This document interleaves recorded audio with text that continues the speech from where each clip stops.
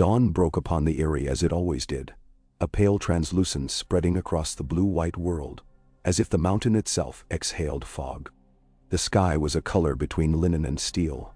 The air in the high hall tasted clean and thin, with a whisper that could not be entirely blamed on the winds that slid through the murder holes, and the arrow slits, and found their way up from the sheer face of stone below. Everything seemed precarious in that hour. The throne of milky silvery stone with its moon and falcon carvings, the narrow floor of the hall itself, the undercupped bowl of sky beyond the open western arch, the woman's breath as she stood wrapped in a fox fur mantle and refused to shiver. Lysa Arryn had refused many things in the years since she had come to these heights. The winds did not have her. Fear did not have her. The bustling opinions of men did not have her. It was better to be above them, better to keep them at arm's length, safer. Her son stirred on the cushioned chair that had been brought for him, and made a small sound. A kitten's mew in a draught. He had slept in her chamber and had insisted. No, she reminded herself. He had asked very sweetly and trembled. Upon seeing the morning light as it fell upon the thrones of his forefathers. Robert was pale in the dawn, with hair like damp straw and a mouth that clutched at dreams. Lysa lifted the mantle about him and sought his fever with the back of her fingers. There was no fever, only the fragile warmth of him, the strange fluttering pulse that sometimes seemed to skip and stutter. Some part of her mind catalogued what Maester Coleman would say. Warm compresses later, the distillation he had made from sweets pine, root and cumin seed, the exercises to open his chest and strengthen whatever hidden strings had been knotted at his birth. A falcon, he breathed, eyes still shut. Yes, she told him, and remembered how the falcons wheeled below the giant's lance, their wings serrating the morning. Robert's lashes quivered. She could feel the world tightening around her. A raven had arrived, black and scraping like a piece of night torn free, bearing a ribbon and a seal that smelled like river mud. Her sister's hand, the loops, the pressure. It had been Caitlyn's hand, as surely as if she had placed her palm upon Lysa's cheek. She had read the letter once with a cold clarity, and then again when the torch smoke in the rookery made her eyes sting, and a third time on the stair. If she read it a fourth, she did not know what she would do, only that the words had carved a path through the whiteness and cold of her days, and refused to be buried under snow. The doorstones groaned. A steward bowed so low his chin nearly brushed his breast. "My lady," he said, "the lords named to your council have assembled in the lower gallery. All those men, their eyes, their impatience, their opinions." Lysa smoothed the hair away from Robert's small ear, and left her hand there, almost as if she could shelter him from the sound of the world even if the world shouted. She was done with being shouted at. She was done with the slow condescension of those who had been old when John lived. She was done with the ghost of John's disappointment, which she could taste in a certain tilt of his mouth when he had read the names for the next campaign. The next task entrusted to Jan Royce or Nestor or Anya Wainwood because they were steady, because they were men of stone and not air. John had left her in a world of stone and air and said nothing of how to walk between. "Very well," she said. "Bring Robert's blanket. He will attend." "Understand." "My lady," murmured the steward, with that careful tone that men took when they wished to remind her of small surrenders and helplessness. "The gallery will be cold." "Then you will bring braziers," Lysa replied, and she was surprised at the steadiness of her voice. "And cushions for the boy, and a stool for Maester Coleman. He can watch and speak if he must." It is time that all saw the Lord of the Eyrie seated beside his mother. She bent to kiss Robert's forehead. He smiled in sleep, a tremor more than a smile. Perhaps because a falcon had flown in his dream. She thought of Caitlyn, as girls in River run solar painting with their fingers, because they were told not to, smearing the colors into the shape of a boat she would later set upon the river. She thought of Pettier as a boy with a blade of grass between his teeth, and the way he had laughed when it cut him and stained his tongue green, and how every laughter afterward had had something of that taste. It was wickedness to hold all years together and pretend they did not slide off in different directions.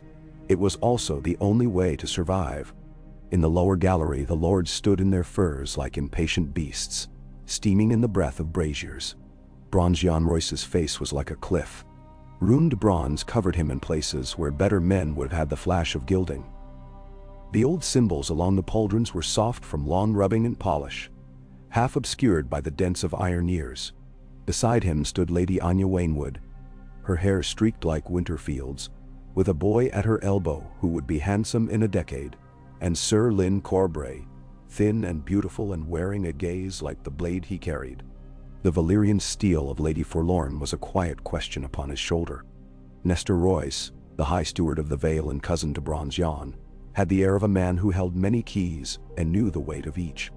Others had come too: Horton Redford, Simon Templeton, and men whose sigils were the blue sheaves of grain of the Vale's narrow fields, or the white minnows and hawks of its waters and skies.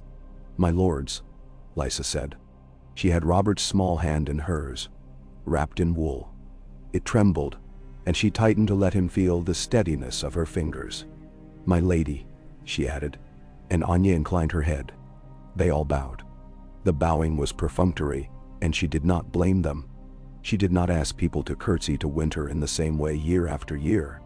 She did not ask men to be surprised that above the snow was more snow. "You have my time," she said. "Do not waste it. Speak of what you must speak, Lord Royce." Jan Royce's eyes were clear gray and did not waver. "My lady, you have had our counsel before. We will give it again plainly. The lion raids the lands of Tully.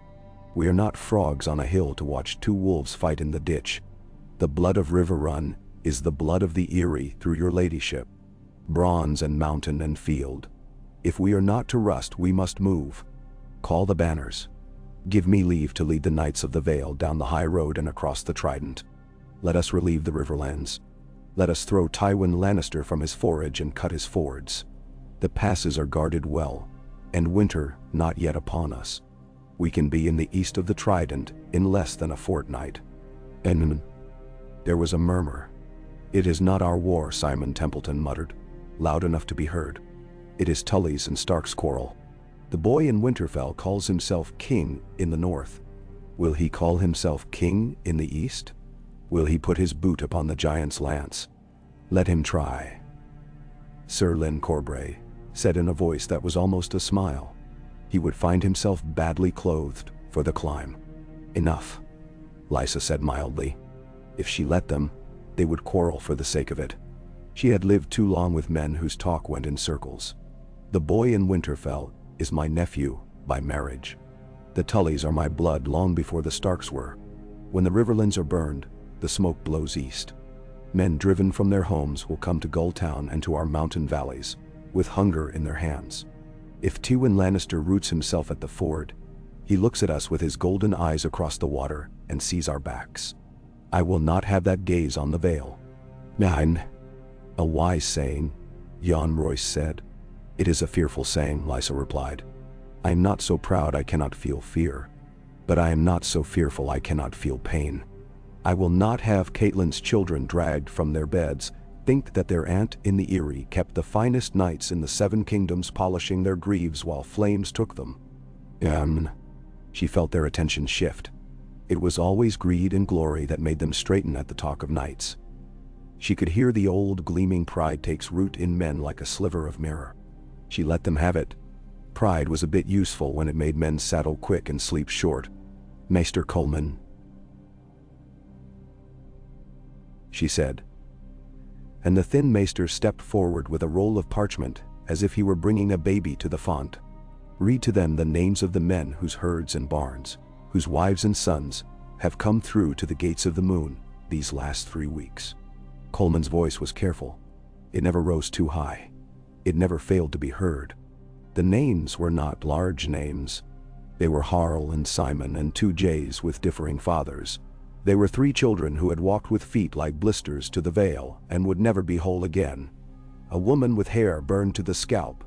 A boy who had not spoken since his sister was taken. The lords listened. Some looked at their hands as the names came. Some kept their eyes on Lysa's face. Jan Royce did not blink. And when he looked at her afterward, it was with odd courtesy. "Thank you, Maester," Lysa said. She took a breath. It felt like 5 breaths. There is this also. She went on. And she unrolled Caitlyn's letter herself, not trusting the tremor in Coleman's hand. From my sister. She writes that her eldest son marches as a wolf among minnows. She writes that the boy in the iron collar in King's Landing has taken a boy's joy in cruelty. She writes that she is afraid. She has not written such a word since I felt her trembling beside me on our wedding bed nights, before I was sent away. She is not quick to fear. I do not know if we can moderate the wolves or save the minnows. I know I am a Tully by birth and an Arryn by marriage. I am Lady of the Eyrie. The Knights of the Vale will ride. And Coleman's breath came out of him in a soft hiss. Someone made a sound, perhaps Nestor, perhaps Horton Redfort. That was more like a held word than a sigh. Anya Wainwood lifted her chin. You will give command to Lord Royce, she said. I will, Lysa answered, and their surprise pleased her more than it should have. The world expected her to be contrary and selfish. The world had ignored that selfishness had kept the Vale from bleeding for 3 years, under a milk-sick boy, and a lady with too much fear to bind her hair properly. You will take the banners, she told Jan. You will take those men you name as fit. You will keep half the garrisons in our mountain keeps, so that if wolves do climb, they find more than ice and echoes. You will leave a strength at the Bloody Gate. You will make rendezvous with Sir Edmure at River Run if he holds. If he does not hold, you will make him hold. You will send riders to Gulltown to summon Grafton's ships for forage and for ferry if need be. You will not go beyond the Trident into the west without my word. Nani. And if Tywin Lannister seeks battle upon the east bank? Jan Royce asked. She heard the old iron of him and matched it with what she could muster. Then I will trust you to be the mountain and the wind. Break him where he is brittle. Go around him where he is intractable. I am not a captain, Lord Royce. I am a mother. I require that the men who ride from my halls return alive in as many pieces as you can manage. No. A ghost of amusement touched Jan's mouth, and then was gone. He knelt. Men made space for him without thinking, the way the body makes space for the heart's pounding. I will bring your banners back to you, he said. On my oath to old runestone, and on my bronze, that which endures, not that which shines. And I will pray that you do, Lysa said, though prayer had become a thing like ice to her, present but unyielding. She looked at Lyn Corbray next. And you, sir? She asked. Will you lend Lady Forlorn to our errand, or is your oath to the sword alone? Lyn's voice was silk. Lady Forlorn is very faithful to me, my lady.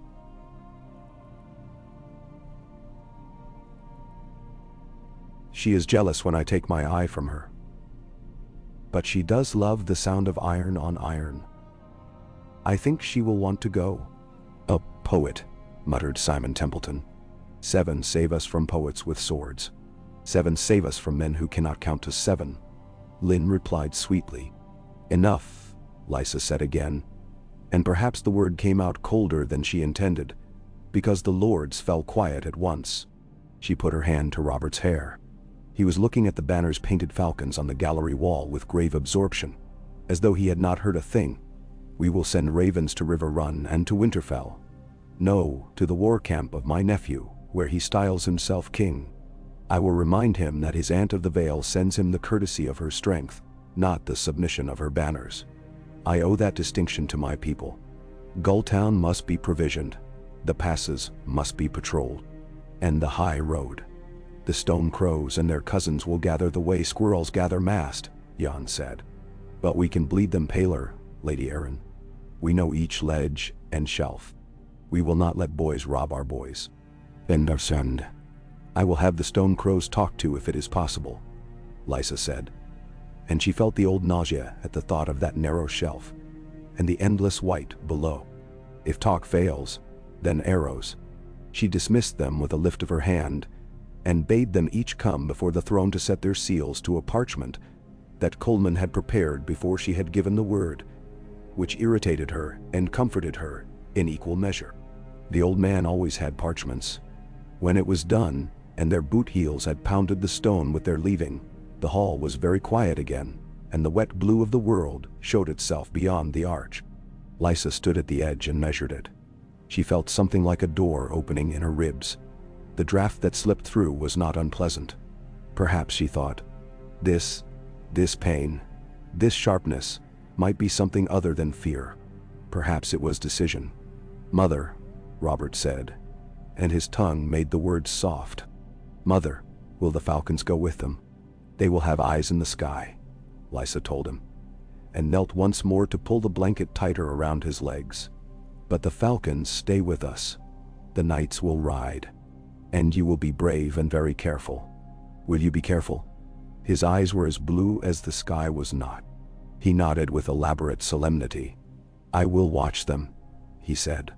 "And if they fall, I will catch them in my hands." She closed her eyes briefly, because there is no prayer more piercing than a child's promise to do an impossible thing. When the lords were gone, the mountain resumed its patient conversation with the wind. Rooks hopped along the battlements, black punctuation against white stone. Far below, braziers flared as the gates of the moon prepared to receive messages and stores, to draft ledgers, to weigh flour against oats, against dried apples. "The world is a ledger," Petir had once whispered against her throat, "and the body is its ink." She pressed a palm to the loveliest bones of her face until the sting steadied her.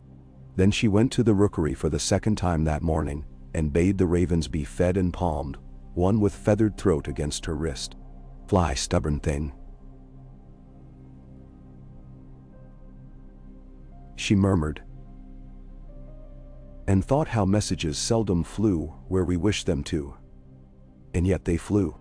Bronze Jon Royce left the Eyrie with a dignity that had nothing to do with ceremony. He rode down with his household in a wedge that made sense on a road scarcely wider than 6 men, the iron shoes of their horses finding the places where the mountain allowed them to put their weight. Men called out to him from ledges and narrow courts where the mountain folk had made their nests. Bronze Jon and Runestone. And once, to his mild amusement, Old Rock. It had been many years since his beard had been wholly anything. Now, it was a handsome patchwork of iron and salt. He had thought more than once that if the gods had designed him for war longer than was fitting, they had also given him the patience of a gardener. Campaigns grew like hedges. You clipped, you trained, you waited on weather. At the bloody gate he dismounted. The old fortress crouched upon its shelf, with the complacence of a cat that has just eaten. Spear points shone along the crenellations. Banners moved slightly as if in thought. Sir Donal Waynwood, grey at the temples and square as a chest, met him with a clasp that hurt the bones of his hand.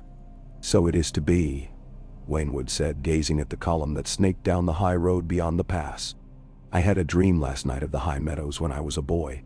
There was a ring of mushrooms, and I would not step inside it. We were all fools then. We are all fools now. Mushrooms or war, it is stepping that makes you older." And so, Lady Arryn has found the step," Jon said. He lifted his eyes to the notch where the sky met stone. A falcon cut across, made a dark signature upon the morning. "We leave you our bones to hold these places. Treat them kindly, Donal."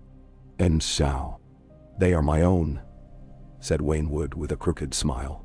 "The Vale breeds cousins the way a garden breeds mint. Give me your orders." Jon was not a man for speeches. His orders were written in the making of his column. Scouts from Hunters and Coldwater's swiftest. The best-fletched arrows with Corbray's light-faced squires. Lady Anya's boys parceled among men whose tempers did not show on their swords. He would take the high road with 3,000 horses and 6,000 men all told. The cream of a country that prided itself on milk from stones. The rest would follow when they could, bringing their hooves and lances and their stories.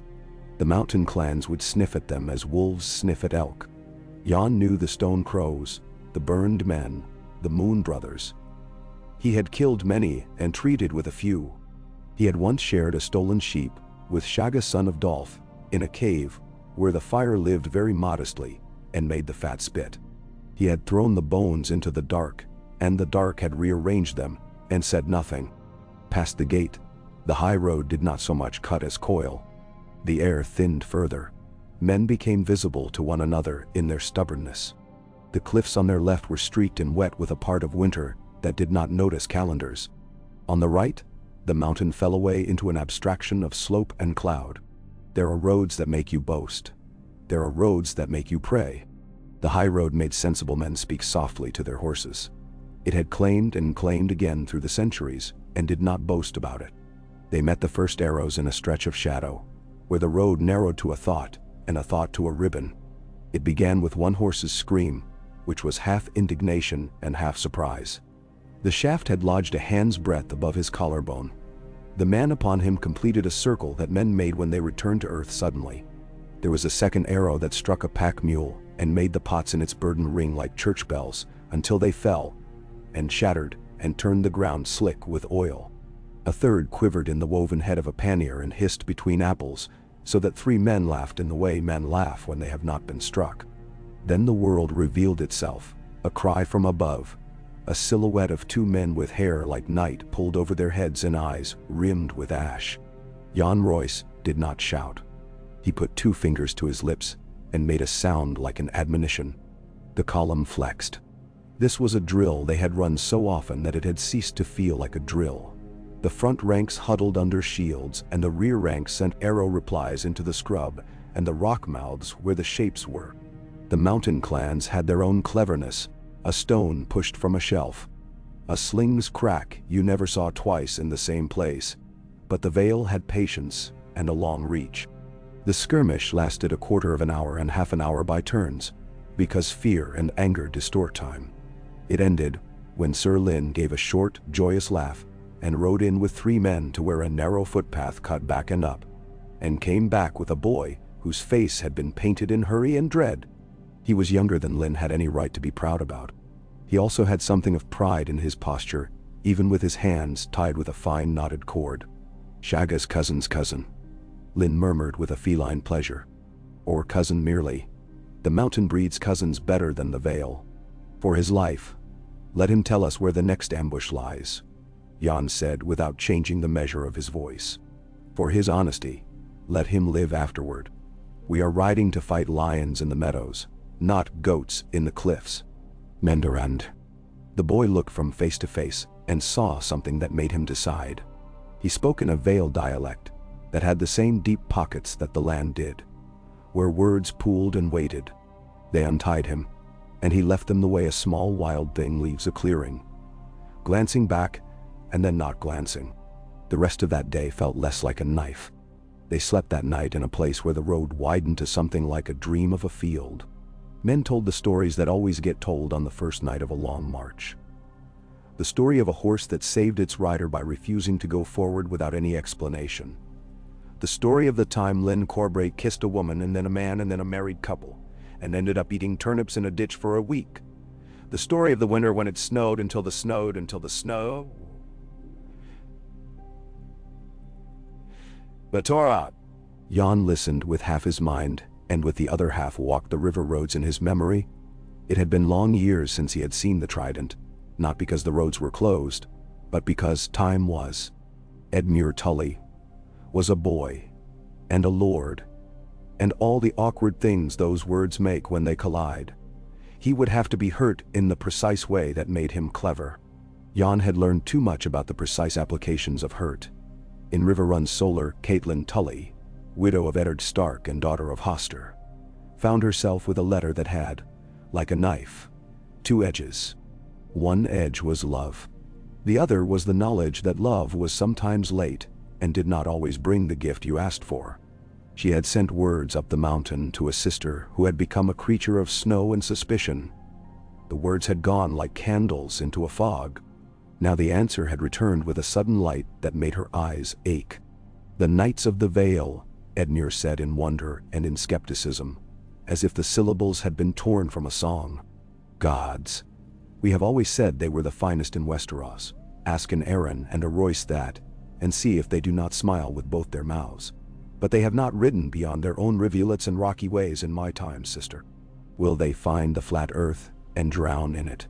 They will ride as they have ridden for 1,000 years, Caitlin said. She stood at the narrow itch of the window and watched the water do what water always does. declare its intention to run, and then fulfill it. The river was a patient beast. It made the world with its shoulders. She loved it, and understood it less than she loved. Lysa gives them to us because she is afraid. She gives them to us because she is my sister, and because the Lannisters have turned fear into a coin. I will not question the coin too loudly. And Lord Royce is the sort of man who knows where a ford is before he sees it. Menadasor. My scouts say Tywin is near Harrenhal, Edmure said. A hard place for a man to rot and not notice that he is rotting. The Blackfish always said we would not choose to fight in the shadow of melted stone. But if the Vale comes east and we can cross north of him. He trailed off. He was not a fool, though the world liked to paint him as one. The world had a fondness for such paintings. They hung better on walls than difficult men did. We will have to be quick, Catelyn said, and kinder to our small folk than the lion is. The wolves are not good at kindness when they are hungry. We must teach Robb how to give bread even when he wants meat. He listens to me when I tell him these things. Sometimes, not always. He loves you, Edmure said, and his mouth canted in the rueful shape of men who were sons before they were lords. I think that is the chief tragedy. Love makes men difficult to command. You will need to command Robb for a little while yet, sister. I need to remind him he can command himself, Catelyn said softly. She imagined the high road with men upon it. She saw Jon Royce's face, which he had not seen in many years. She saw Nestor's rings, Lynn's smile, Anya's eyes. She saw her sister on a throne under the mountain, the color of her lips too red for the light. She closed her own eyes and let herself imagine a war that bent like a reed in wind instead of snapping. Then she folded the letter again along the crease her sister had made and tied it with the string Lysa had wrapped around it. She tied it 3 times without meaning to, and on the 3rd knot, she stilled her hands and made herself breathe. In King's Landing the heat made a stink you tasted at the back of your tongue. Sansa Stark learned to breathe through her mouth, and then forgot and breathed through her nose, and then remembered again. Courts were about remembering. To smile when it hurt, to curtsy with the exact angle of the head, to say your grace as if the words did not taste of iron.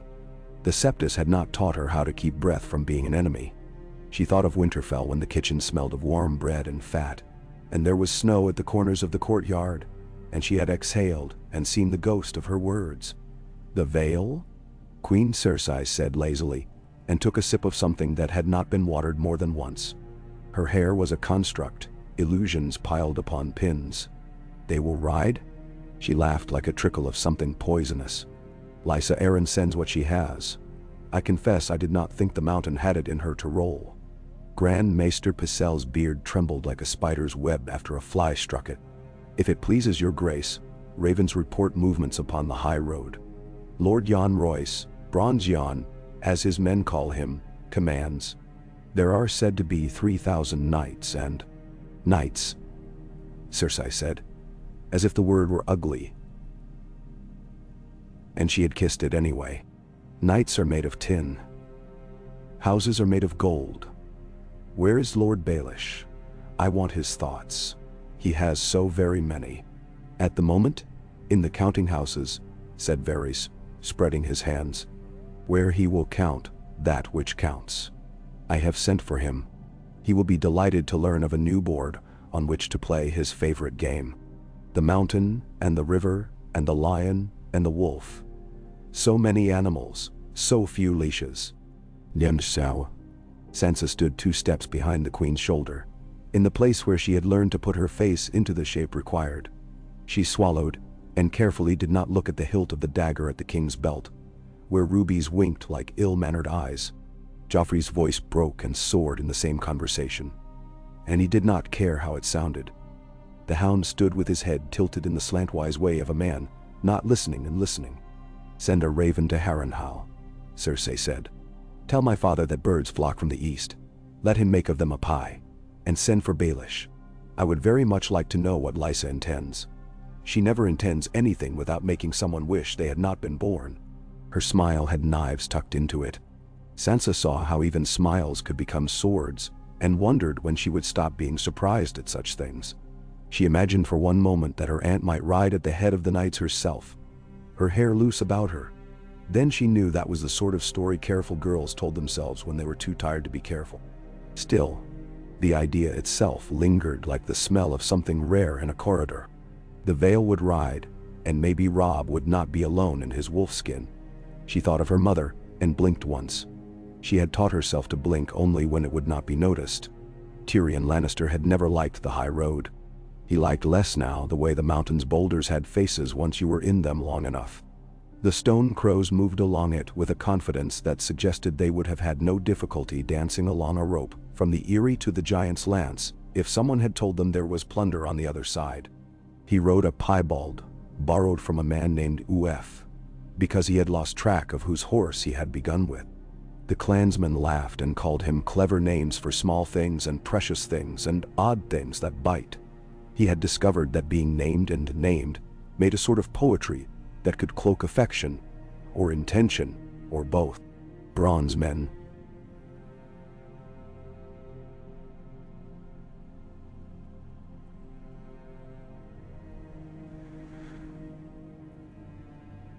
Shagga, son of Dolf,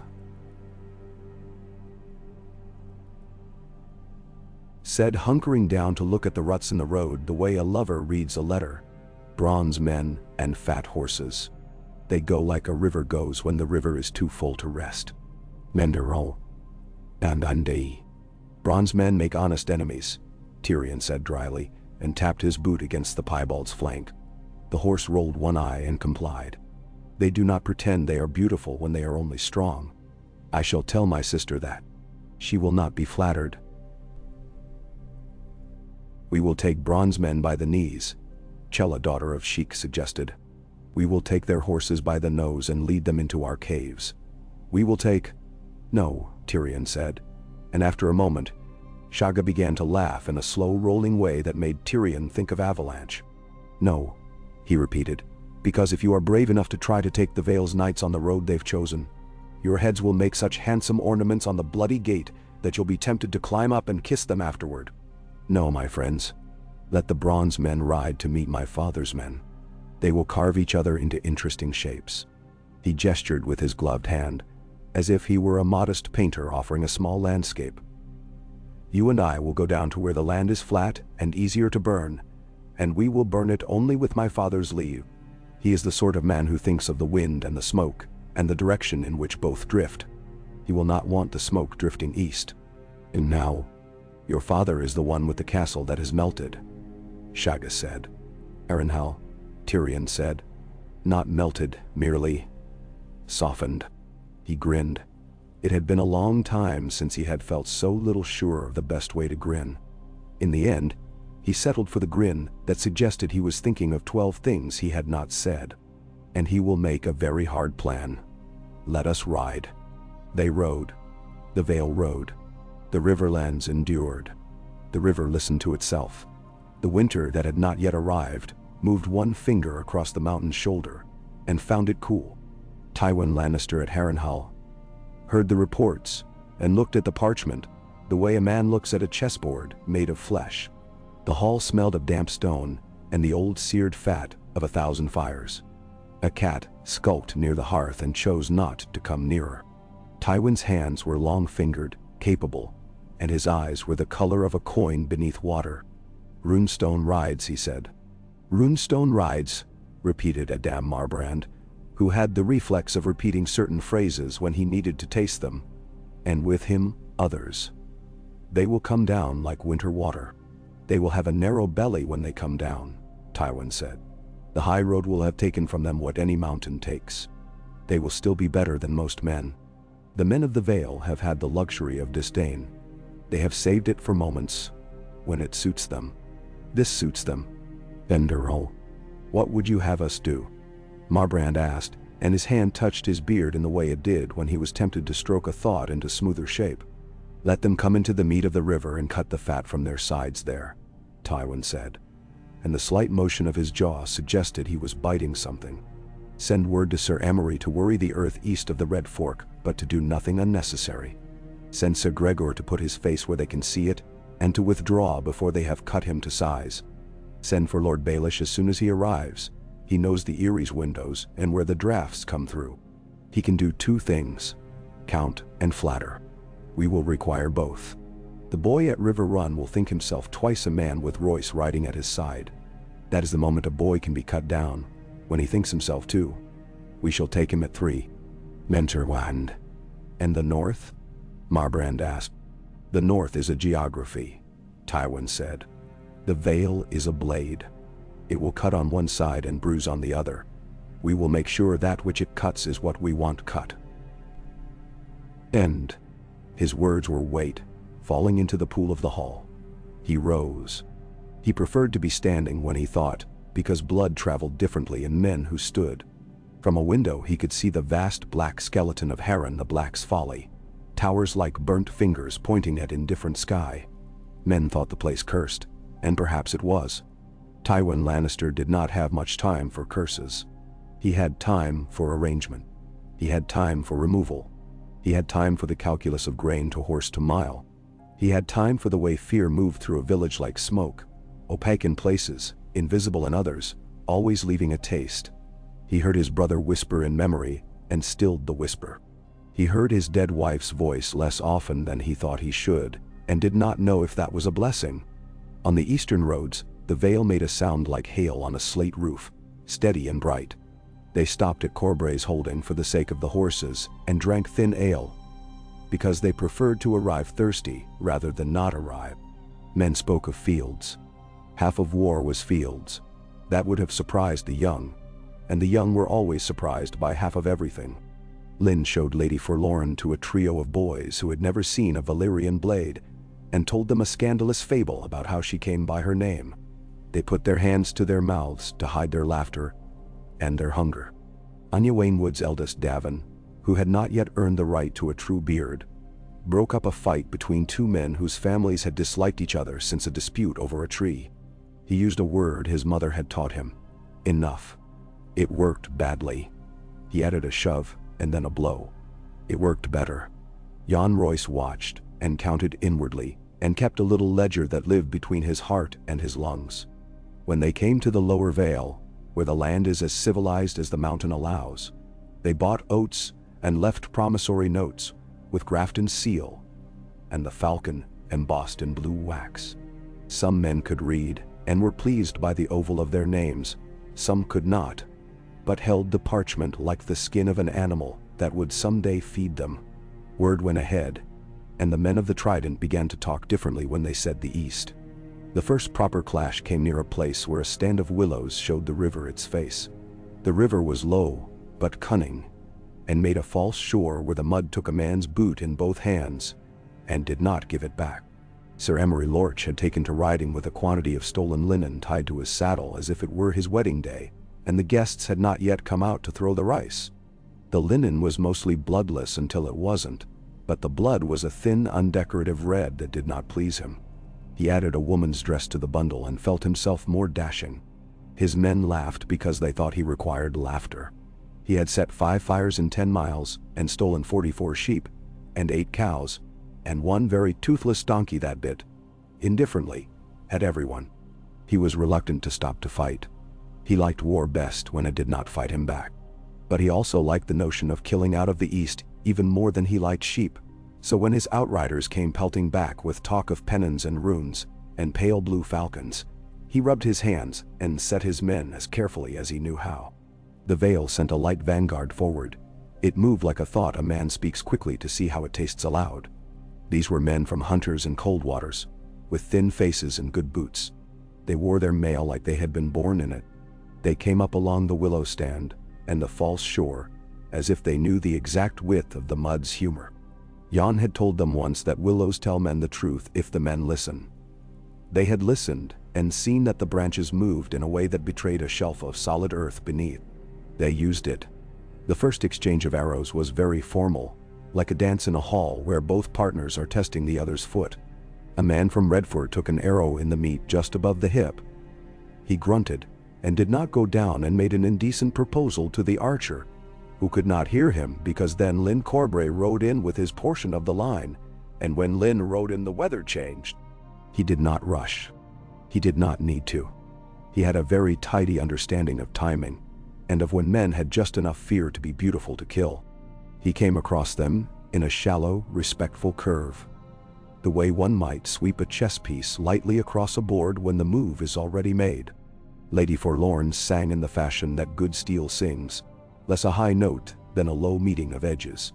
2 of Amory Lorch's men died courtesy deaths. Clean. Quick. A subtraction. A third tried to run and tripped in the false shore, and broke his neck because he did not want to drown in mud so much that he broke it trying not to. Lorch himself returned from a little glory he had been inventing on the flank, and found the middle unaccountably reduced. "Come on then," he shouted. Rather late, and his men obeyed rather late, and then it was too late. Jan Royce did not allow the joy of it to show upon his face. Joy in the wrong place breaks campaigns. He gave a signal with his hand that was small and complicated, and fully understood. The Vale Knights came forward not like a wave. Waves are showy, but like a weather front. When the companies met, there was that sound that has made men merry and men sick, since first iron found iron. Lorch's horse went down. Not because he had been struck, but because he had decided that this was not his errand. Lorch ended up on his back with his mouth full of dirt, and a story he would later tell about how he had nearly killed one of the Vale's great lords, if not for a mischance. The truth was that mischance kept him alive because Lynn Corbray saw his pretty face and thought. Later. They did not press too far. Brangion kept his center tight and drew his men back with reluctance that had been planned. He counted the fallen the way a grocer counts peaches. It satisfied him grimly that there were fewer of theirs than of the enemy. He did not kiss the fortunate dead. He ordered a litter built for a boy whose leg was broken, but whose eyes were still hungry for everything. He told him a story about a winter past when a man had fought with one leg and still beaten 2 with 2. He did not mention the part where the one-legged man died in his bed 6 months later of a lonely infection. Stories were tools. You used them to carve men into shapes they could hold. At River Run, word of the skirmish arrived with the same steps that carried a refugee who had lost his daughter in a field of burned flax. Edmure took both with the same expression. The castle's stones were warm to the touch in the afternoon. Fish leaped in the moat. The splash was the only insolent sound in a day of deliberate voices. Caitlin walked beside the blackfish along the inner wall and told him everything she had heard from the east.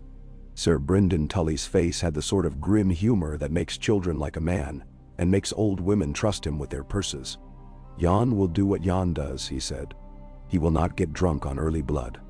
He will bleed himself in the right places. Lorch will skitter away because he is not brave enough to fail properly.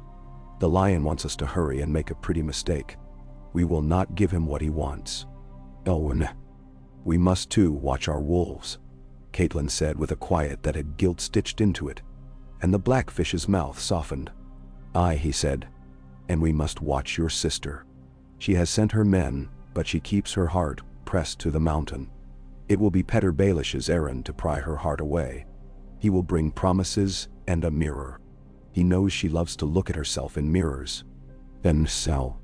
The wind off the river smelt of silt and life. Caitlin let it fill her. She had not allowed herself to cry in days. There was a way to mourn that made you selfish, and she would not do it, not when the world required her to be a bank of the river, instead of the rain. In the Eyrie, Lysa Arryn sat with Maester Coleman and her boy in a solar warmed by 7 braziers and the small, faithful fire in the hearth. She had a practice of taking her supper late, at an hour when shadows went peculiar and tired men imagined eyes watching from tapestries. Coleman believed in milk with honey at such times. She could not bear the sweetness. She preferred a thin broth and a heel of bread with its crust like a shield. Robert ate a little, and then a little more because she did not let him stop at the first little. He smiled with a weariness that made her want to take the whole world and shake it. Lord Baelish will come, Coleman said carefully, as if testing the temperature of the sentence. The Queen's men will ask it. He has a genius for talking to high places. He will bring numbers. He will speak your language. He might flatter. He will, Lysa said. On the table lay a carving of a falcon she had made when she was a girl, out of driftwood from a riverbank, a bird made by a river and by a child's hands. The paint had long since worn away. The beak was chipped. She kept it anyway. It was foolish, She kept it anyway. When he comes, we will let him count and speak. We will not let him name us. We will not let him put us into the ledger under himself. The Vale is mine. The boy is mine. The knights ride for me, because I am Tully. Because I am Arryn. He will not have that. I will take what he brings and give him nothing that is not mine to give. Nendero. Coleman smiled a small brave smile. Then all we must do is be wise, he said, and they both laughed in a way that made neither of them feel better. Snow came lightly that night, as if reminding the area of its true nature. On the high road, a wounded boy murmured words he barely remembered from his mother's mouth. In a camp near the river, a man sharpened a sword with a patience that was love. In King's Landing, Littlefinger put his hand upon a column carved with grapevines, and thought about grapes and choking.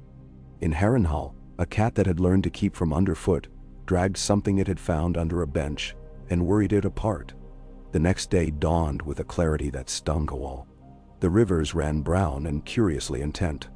The knights of the Vale ate oats and onion and salt, and looked at the horizon with the absent-minded longing that the horizon induces in men who are not fools. Bronze Jon Royce turned his horse's head toward the trident, and told himself that he had loved 3 women in his life. The earth wore when it was honest, and a wife whose name he said only in spring. Sir Lynn Corbray hummed a song about a miller's wife and a secret that had grain in it. He checked his sword with a gesture too loving to be casual. He had a letter with him that he would not open until after the next sharp thing. He had promises he had made to himself about not dying until he had kissed a certain pair of lips again. He did not know if he intended to keep those promises, or to break them in a way that would make ballads.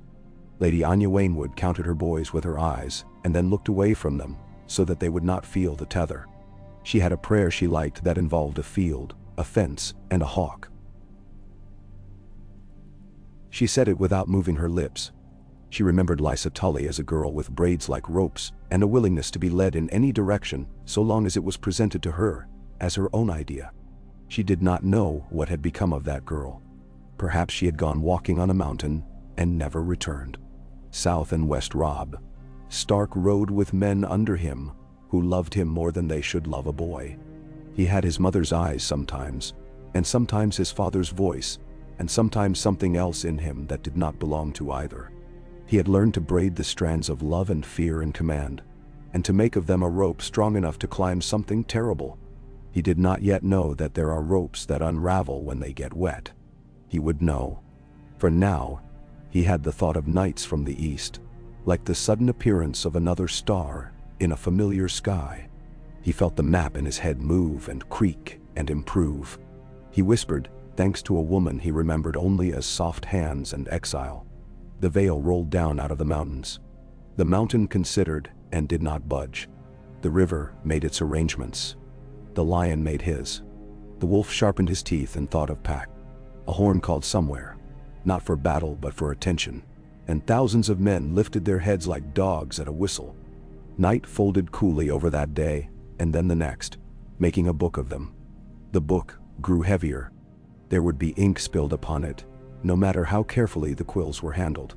There would be letters that could not be written, and letters that would be written and burned, and letters like the one Lysa had sent that made whole armies knock dust from their knees and move. In the eerie, Lysa woke and thought she had heard her son's breath stop. It had not.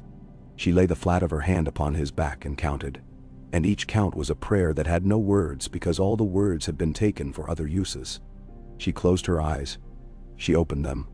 When she opened them, she could see, through the narrow window, a slice of light like a blade, and upon it, a bird stitched itself to the sky, small and absolute. She imagined for an instant that she could ride upon that stitch all the way down. And then she turned her face to the child, and stayed. Ah, ja. The river carried noon like a secret into the hollows beneath its banks, where coolness lingered and the water lilted against roots. Bronze Jon Royce sat his destrier on a rise where a clump of alder leaned toward the current, and watched men follow the logic of bread and iron. They came up from the south on roads that had forgotten they were roads, hooves ringing on stone that had not expected so much purpose all at once. They crossed with their tunics belted higher than dignity to keep from soaking the cloth. They laughed because the day was fair, and because laughter was an armor men could put on without help. The trident split and rejoined itself like a mind arguing with itself, and finding that both answers were true. The Blackfish arrived with the economy of motion. A good horse grants a good man. Sir Brynden Tully's hair was salt that had forgotten the sea and gone to live on a strong jaw. His eyes were fish quick and river deep. He wore mail that had been 1,000 places and would go 1,000 more. He did not waste words embracing.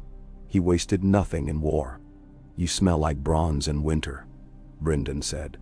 And there was a grin under the words, as if he remembered a time when the Vale and the Riverlands had raced boys across winter ice and called it diplomacy. "I smell like road," Jan said. He extended his arm and felt the deliberate pressure of Tully's clasp. "We met Sir Amory Lorch in a stand of willow and decided to leave him more linen than he took." The Blackfish lifted a hand and shaded his eyes, examining the humps of land where the willow strands whispered. "Willow will tell you the truth if you listen," he said. And Jan's humor showed in the shallow tilt of his mouth. "So I tell my boys," Jan said. "Some of them listen because I told them. Some listen because the tree told them. The latter live longer. They live differently," Brynden agreed. He gestured toward the water, where a long line of men and horses worked at the business of becoming a line on the far bank. Ed Muir holds the east bank above and below River Run. He has learned, which is better than being told. Tywin sits at Harrenhal and sends hands to pry us open, then draws them back when he feels the pinch. We must make the pinches cost him fingers. Will your men hold fords if I give them to you? Oh. My men are accustomed to narrow places, Jan said. Give me the stone mill and the shallows south of Fairmarket. Let Corbray range along the villages eastward, and let Anya Wainwood's boys teach our boys to eat slowly when the smell of roasting beef comes across a field. The lion wants us to hurry. I do not hurry in heavy armor unless someone I love is drowning. Menmerwind. Fairmarket, Brynden mused. Tywin can try to cross there and find himself bald. Good. Edmure will want to ride, because his courage is a sort that wants to see itself at work. I will sit on him. He wheeled his horse afoot, as if putting a thought into motion to keep it from stalling. There will be raids. There will be villages that do not get saved. That is the truth of war no one writes on their banners. Keep your men from making their own villages along the road. Leave what grain you can pay for. Take what you must. Hang no man without speaking to me first. Then more. Jan inclined his head. My boys are high-born enough to be hungry properly, he said. But hunger has a way of making all men cousins. We will mind them. They rode the line of the water until dusk folded the color out of it. The Blackfish pointed with a gauntlet. There was the ford where he had seen a man drown in 1.5 feet of river, because fear had got him by the back of the neck and held him under. There the elm that had stood in his father's time and might stand in his grandson's. There the slope where Tywin would come if he came, because a clever man will choose the path that allows him to be clever again the next day. Jan stored these small maps in the place where he kept the taste of good ale and the faces of his dead friends. When they returned to the camp, the river mist had crept up among the horses, and men were telling lies to keep the night at the right distance. Tell Edmure I love him, the Blackfish said deadpan at parting. He likes to hear it when I bring him bad news. I will tell him, Jan said gravely, and watched Brynden go with the light sitting on his helm. He thought of sons then, and did not think of them for long. Thoughts of sons, like thoughts of winter, could be allowed and brief. To live in them was to drown. The first great favor the Vale gave the Riverlands was not a charge, but a patience. Men who have ridden on shelves of stone are careful with their speed when the ground widens. They know that breadth hides traps as cleverly as narrowness does. They made posts at the stone mill, where a wooden span had been knocked down by men in red and gold, and the river made small decisions around the pilings. They set their tents sparely, and their watchfires lower than pride would like, and they waited. When Gregor Clegane's outriders came probing along the willows, moving like appetite in the long grass, they found lines that were not lines so much as habits. The Vale archers had strung new strings in the damp, and kept their bow staves in their bedrolls at night, because old men had told them to do so, until the telling had become a law. They let the first riders pass and took the second group fed with confidence. 2 went out of saddles quietly, and the third shouted and made an alarm of his dying that lit torches half a mile behind him. Gregor came himself late the next afternoon, because he had grown bored of stealing other men's fear and wanted to drink from it at the source. His helm made a joke of a man's head. He sat his horse with the uncanny stillness of a cathedral moving. The bank where he came was cattail and soft edge, and he made no attempt to test it. He had no interest in getting stuck in mud, unless he could choose whom to drown there. He put men into the river as a child puts bread to fish. Here, here, here, and the Vale watched each morsel and chose the moment to snap their jaws. At first, the exchanges were merely ugly and competent. Bronze Jon kept his knights back like a good secret. He had learned long ago that men will rather spend a handsome coin than a dull one, and he hoarded bright charges until they would purchase more than the right to sing later. Corbray pleaded with his eyes and hummed under his breath, and made obscene jokes to keep his sword from weeping. Anya Wainwood's boys sat their saddles and developed new forms of prayer that were not words so much as bargains with the earth. On the third testing, a clutch of Clegane's men made it through to a spit of shingle, and a small melee erupted there. Poor footing, sword edges glancing off angles of wet stone. Curses in tongues that had never met until that moment. Lynn's impatience became a blade in its scabbard vibrating to be drawn. Jon gave him the smallest possible nod. One a man could pretend afterward he had not seen, and Lynn went. He went like a song takes a dancer, making arcs that did not look like choices. He went with Lady Forlorn held low to catch a man in the upward swing of his breath. He went with the reins slack and the horse deciding because Lynn had decided long ago that a horse that knew its own way was harder to trap than a man that thought he knew all the ways. He did not aim for Gregor because Lynn Corbray had a civilized contempt for suicide. He aimed 3 horses to Gregor's left and made a puncture there, and the men behind Gregor on the bank swayed like a crowd when a prince lifts his hand. For an instant, the big man's line rippled. "Not yet," Jon said softly to no one in particular. Because the impulse to spend came upon him too, like the smell of baking bread when a man has been living on onions. He fed 40 men into the ripple, and then 60. It was not a flood. It was a firming of earth underfoot. The Vale pushed the Clegane troopers back to their bellies in the stream, and there they fought as men fight when the ground chooses for them. One of Jon's hunter men took a blow that broke his teeth and made his face a riddle forever. He spat blood and part of a word and did not fall. The water was full of grass and iron and the curious glitter of sunlight. Men emerged from it like new creatures and went down into it like old ones. A boy with freckles, the size of sesame seeds, killed a man with a farm knife because his sword had gotten itself stuck in something that would not give it back. Gregor did not enter the water. He watched. He had a hatred for water that went beyond sense. Men who had seen him in rivers had counted their lives shorter afterward. He let his men splinter, and then he backed them away with contempt, as if disgust could be a tactic, which in his case, it sometimes was. The Vale did not chase far. Lynn came out with the last of them because Lady Forlorn was pouting at being made to catch dull men. He blew a kiss at the big man out of a sense of theatrical obligation. Gregor turned his horse with an economy that matched Bryndon's. He had decided that this was not his day. He was not ashamed of decisions. Jon called the men into a spread that spared the injured the indignity of working around healthy men's legs. He went among them and said a sentence to each he stopped beside. The sentences were small and specific. You held a line like a dry stone wall holds, to a bearded man whose hands shook only after he had been told he could stop. Your mother will be angry at this scar, but she will kiss you anyway. To a boy whose blood rose and fell like the river's own in his cheeks. Clean the blades with vinegar, to a squire whose confusion would, if not told, become rust. He kept tallies and stories and told the Blackfish that night that the stone mill would hold flies and lions with equal cheer. At River Run, Edmure received the report with a seriousness that made a good frame for his sister's calm. He moved counters across a board with draftsmen representing fords and ferries and fields and lives. The small folk continued to arrive like birds blown off course in a storm. River Run learned to be a roost and a school and a hospital. Caitlin sat with women who had learned how to be silent and taught them to speak without making sound. Hands that said bread, blanket, boy, daughter, with efficiency that would have shamed Septus.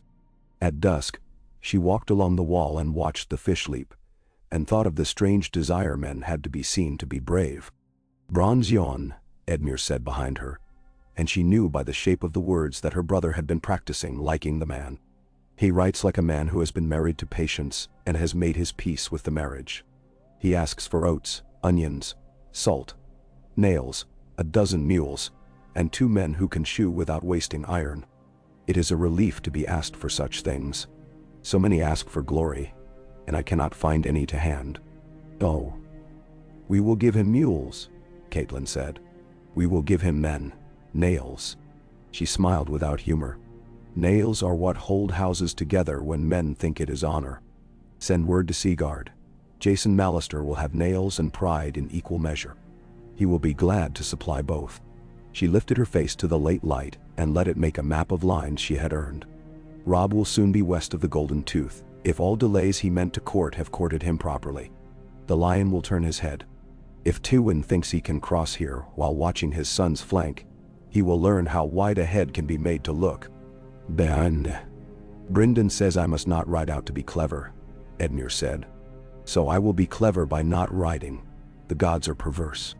The gods are patient, Catelyn said. Men are perverse.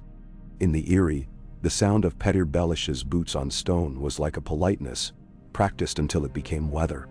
He had climbed those steps as a boy with a sprig of mischief tucked behind his ear. And now he climbed with a ledger in his pocket, and a memory of the shape Lysa Tully's hand had made against his chest once, when she had wept into him and told him that she was tired of being careful. He had loved and used and remembered as lesser men breathe.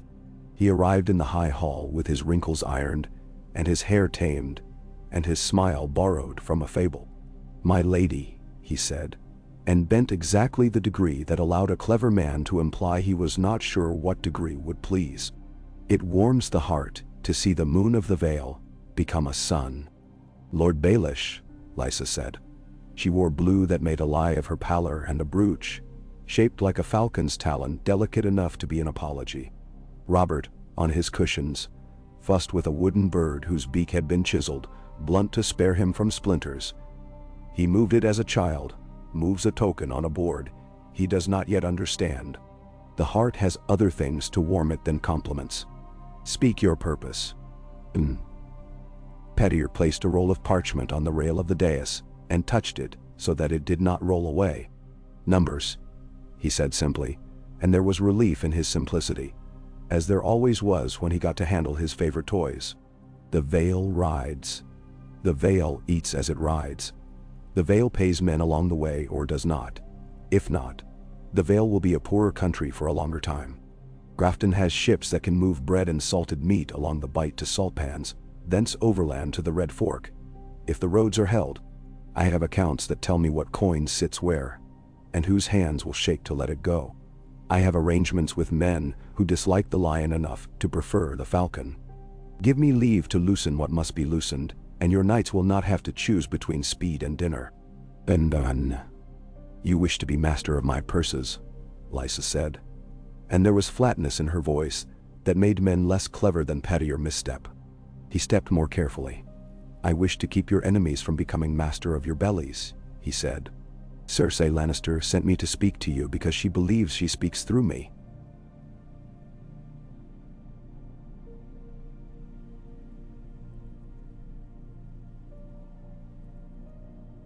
"I speak through me.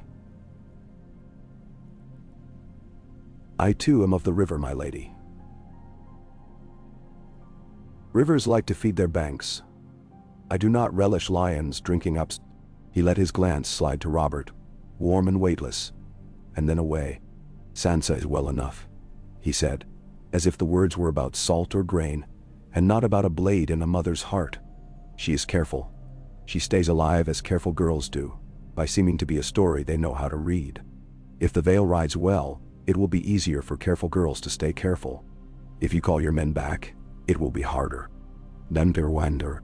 Lysa felt the old familiar nausea rise like a mean tide. In it swam the fish of longing and the eel of suspicion. She held its belly with her mind until it stopped wriggling. You will not speak Sansa's name as a key in my locks, she said, and the air between them cooled. You may run my numbers. You may not run me. If you find grain at Gulltown that you can move, move it.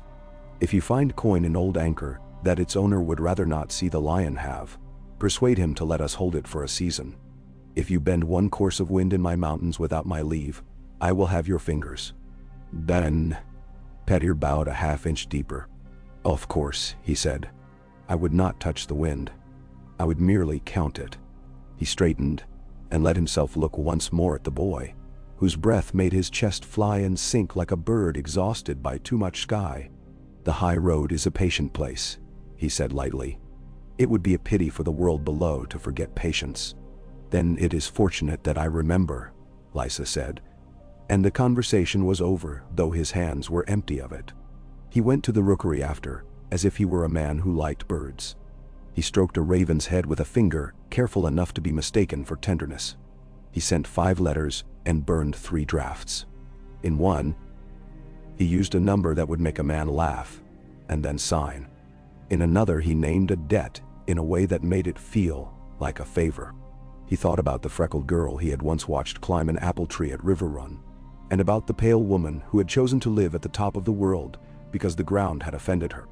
He smiled because smiling was how he oiled the lock that was himself. News traveled as dust travels, collecting on ledges, then shaking loose in gusts. In King's Landing, the small folk learned to rhyme falcon with balcon, meaning the balconies from which the highborn watched them burn, or not burn. A wit at Chataya's made a quip about the east, sending men with clean boots to teach the river how to wet them. Tyrion Lannister arrived with the mountain clans to the relief of several men who did not like other men's laughter. He smelled the city before he saw it, and kept the smell at the front of his sinuses, so it would not sneak up on him later. The clansmen wanted gold and cities, and a chance to piss off the edge of a balcony without being made to stop. Tyrion gave them half of what they wanted, which is how men keep friends in bad times. Cersei received him with a smile, sharpened by the idea that this dwarf would be useful until he was not. Joffrey made a childish joke about birds pecking lions. The hound said nothing and looked at nothing. Varys drifted, listening, and offered sweetmeats that tasted better than they smelled. Or the reverse. The Vale rides, Tyrion said to his sister, before she could tell him that the Vale rides. My father likes to count boards in pieces. I have always preferred to count fingers. It takes fewer to tell you what you cannot hold. Hold the city, Cersei said. I am sending Myrcella to Dorne. The girl will be safer in a place where men lust for different things than they do here. Do what you do, and keep me informed as if you were informing yourself. The East does not frighten me. It annoys me. Lysa is a shivering creature. She will call her knights back when she realizes how few steps there are between a mountain and a fall. She has sent her men, Tyrion said. People become what they do more quickly than they become what they are told to be. I would not count on her old shiver.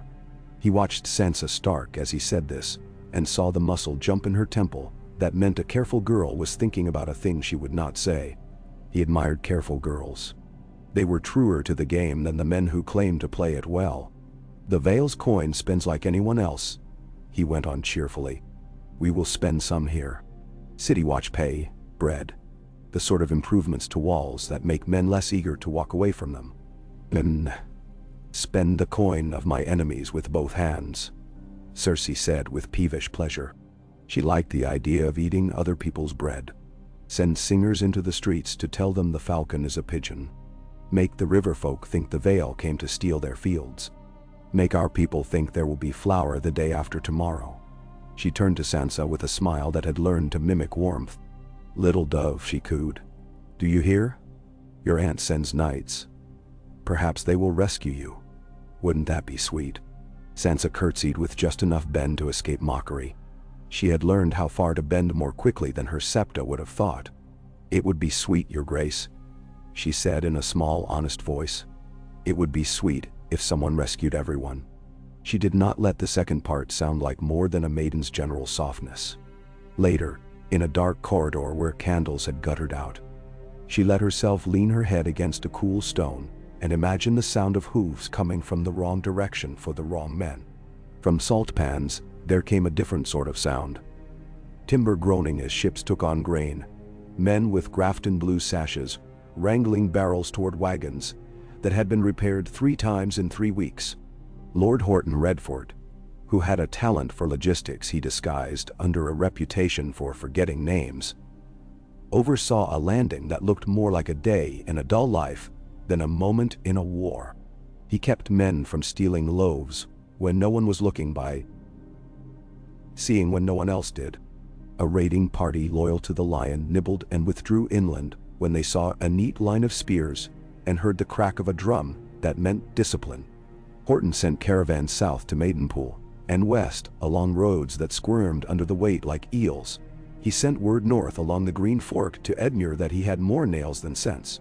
The coastal folk, who had been living lately as if the next meal were a rumor, learned that the East could be as quiet as a full pantry. Tywin Lannister studied all of this without moving his shoulders. He received reports in a chamber in Harrenhal, where the wind found cracks as if a mason had been paid to let it. On the great table, there was a map he did not need. He never looked at the parchment when his mind's map was true, but he put his hand on it as a man puts his hand on a familiar hilt. Adam Marbrand came and went like a collateral thought that kept deciding itself. Sir Kevin listened as men listen, who are tired of being right and tired of watching men prefer wrong. The Vale will make Edmure strong, Kevin said. Not wise, perhaps, but strong. A strong man can be tempted to show it, Tywin said. We will tempt him. He shifted a colored stone the way a man rolls a coin across his knuckles. Gregor will snarl and pull back. Ser Amory will run and then turn because running bores him. We will threaten crossings where there are none. We will feint at Stone Mill. And then we will come at Fairmarket hard enough to make Edmure feel himself clever where we want him to feel it.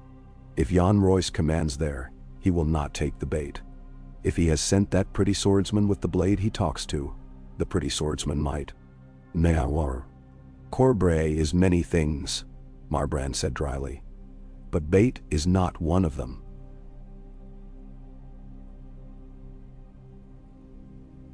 Hook, perhaps. Knife. He will bleed us for joy if we let him. So we will not let him, Tywin said very gently. Send letters to Lord Frey. He likes to believe his bridges control more than wood and water. He will sniff a chance to do us a favor that we must repay. He will like the smell of that. If Robb Stark goes west, as I believe he will have reason again to cross Frey's water. A man who owes you twice is worth more than a man who owes you once. Now. He set down the stone and went to the window. The towers of Harrenhal were a lesson in the sinful enthusiasm of men who believe in permanence. The wind came and made a sound like women whispering in a septry. Tywin despised the sound because it tried to make him remember things he did not need. He thought of Joanna and then did not think of her. He thought of his father and thought of him in his coffin and found that tolerable. He thought of Cersei, who had taken his face and made it fierce without learning where to hide it. He thought of Tyrion and admitted privately that the dwarf would make the city inconvenient for his enemies and for himself. The days shed their skins and revealed new bright skins. The Vale turned its patience into a border. When the lion roared down on a village and expected screams, sometimes there was the whicker of a destroyer and the sound of men who had learned to answer instead of flee. Jan sent small companies under young banners to fetch back captives from ditches where they had been thrown to see whether they would drown. He forbade his men to light fires in any house whose hearth had not been theirs when the sun set. A squire who stole a silver cup in a burned hamlet was made to eat the ash of the house and to give the cup to the woman who had lived there. The squire cried and then learned something. Lynn fought like a man building his own legend carefully, one brick at a time. Once, after a brief bright clash in which 4 Lannister men died so gracefully that a singer watching would have quit his trade in envy, Lynn sat on a stump and stared at his sword, which did not quite stare back but almost, and said, "Lady, if you ever tire of me, please tell me kindly." The boys around him laughed because they did not yet know what he meant, and that was good. The boys would grow older quickly enough. A letter came from Winterfell that smelled faintly of smoke and pine. It had been written in Robb's hand, which had grown more mail in the weeks since Catelyn had last held it. He wrote to his mother that he had crossed the neck with such care as the gods had seen fit to give him, that Theon Greyjoy made jokes men liked, that the Karstarks were fierce and the Umbers louder and both reliable when pointed at the right enemy, that he would ride the golden tooth like a man's thumb presses a bruise. He wrote also to Jon Rhys, a shorter thing. My lady mother says you are a man of stone and wind. I ask stone to hold my crossings and wine to fill my enemies' ears with our noise while I go west to make quieter work. Jon read both letters with the same blank courtesy he gave to a platter of food. He ate each in the measure it deserved. To his captains that night he said, "The wolf needs us to keep the lion's face turned at least half toward us. Men cannot look two ways at once without blinking. Make him blink." The captains grunted and made the small jokes men will make to keep fear from getting ideas. The moon rose and made armor a different color, and someone sang, and someone else told him to be silent. And in the silence, a fox barked, and the river went on with its single-minded labor. On the 7th day, after the first meeting at the stone mill, Tywin tried to take the Fairmarket shallows, as if arguing with the river would get him a different answer. It was not a full commitment. He was too careful for that. He sent men in red cloaks first, with pikes held delicate as knitting needles. He sent light horse to knife along the bank, and find where the bottom turned treacherous. The Vale were awake and in position. They had learned Fairmarket's smell, and could tell by scents carried over water when men had pissed upstream and meant to come downstream. Jon did not waste Lyn on the first clash. He put him on the right with a dozen as sharp as he, where a counterstroke would change the argument from arithmetic to geometry. Edmure had an infantry line there whose boots had learned the mud. His men had begun to shout, "Tully," as if the word could become a substance to build on. It could, if the man behind it kept the timbers straight. The fight lasted an hour by the sun and a day by the blood that fell. Twice the Lannister left caught a glimpse of something that looked like a gap and tried to pour through it, and twice the river informed them they were mistaken. Men drowned in water shallow enough for a child to stand in because they believed the ground owed them a debt. A man from Waynwood kept a banner upright after 3 bearers fell around him. Later he would remember only the weight in his arm and wonder why he could not lift a cup without trembling. Lyn went in when the light had shifted and the Lannister front thought itself done being hurt. He came slantwise, his line a question mark, and the answer he received was disarray. Jon held him back with a gesture after that one arc, because joy must be rationed. Edmure almost rode. The Blackfish put a hand on his horse's bridle and said mildly, "If you ride, I will have to abandon my spear to come get you before you do something glorious and stupid." Edmure's mouth made a boy's shape, and then a man's. At sunset, men found that their legs believed the earth had become less trustworthy. They misjudged steps and found themselves kneeling. The river went on. Gregor Clegane sat his horse and listened to the sound of men cheering on the wrong bank, and decided he would pull a farmhouse down in the night to remind himself that wood remembers hands. Tywin received the report with that flicker of annoyance that meant not that he was angry, but that he had been made to waste a memory on something he had planned to save. "Good," he said to no one in particular. "Let them think themselves good. Let them grow used to it." Mantow. In a barn that had become a chapel by virtue of straw and exhaustion, Catelyn knelt and folded her hands and thought not of gods but of nails. She thanked whatever listened for nails and for men who could drive them straight. She thanked the river for being itself. She thought of Lysa and felt again the ancient complication that you can want to embrace someone and shake them until both of you shatter. She composed a letter to her sister in her head. "You have done a hard thing, and you must do it again tomorrow. You must eat. You must sleep. You must allow Maester Coleman to tell you something you do not want to hear, and then you must pinch his arm and pretend that you have not." She smiled into her hands, and a woman nearby saw and took comfort from the smile as if it were wine. In the Eyrie, Petyr Baelish waited for Lysa in a little gallery where the windows were whispers and the floor was honest. He had numbers. He had the name of a man in Gulltown who had been unfaithful to his wife and to his ledgers, and would be faithful to Petyr if Petyr wished it.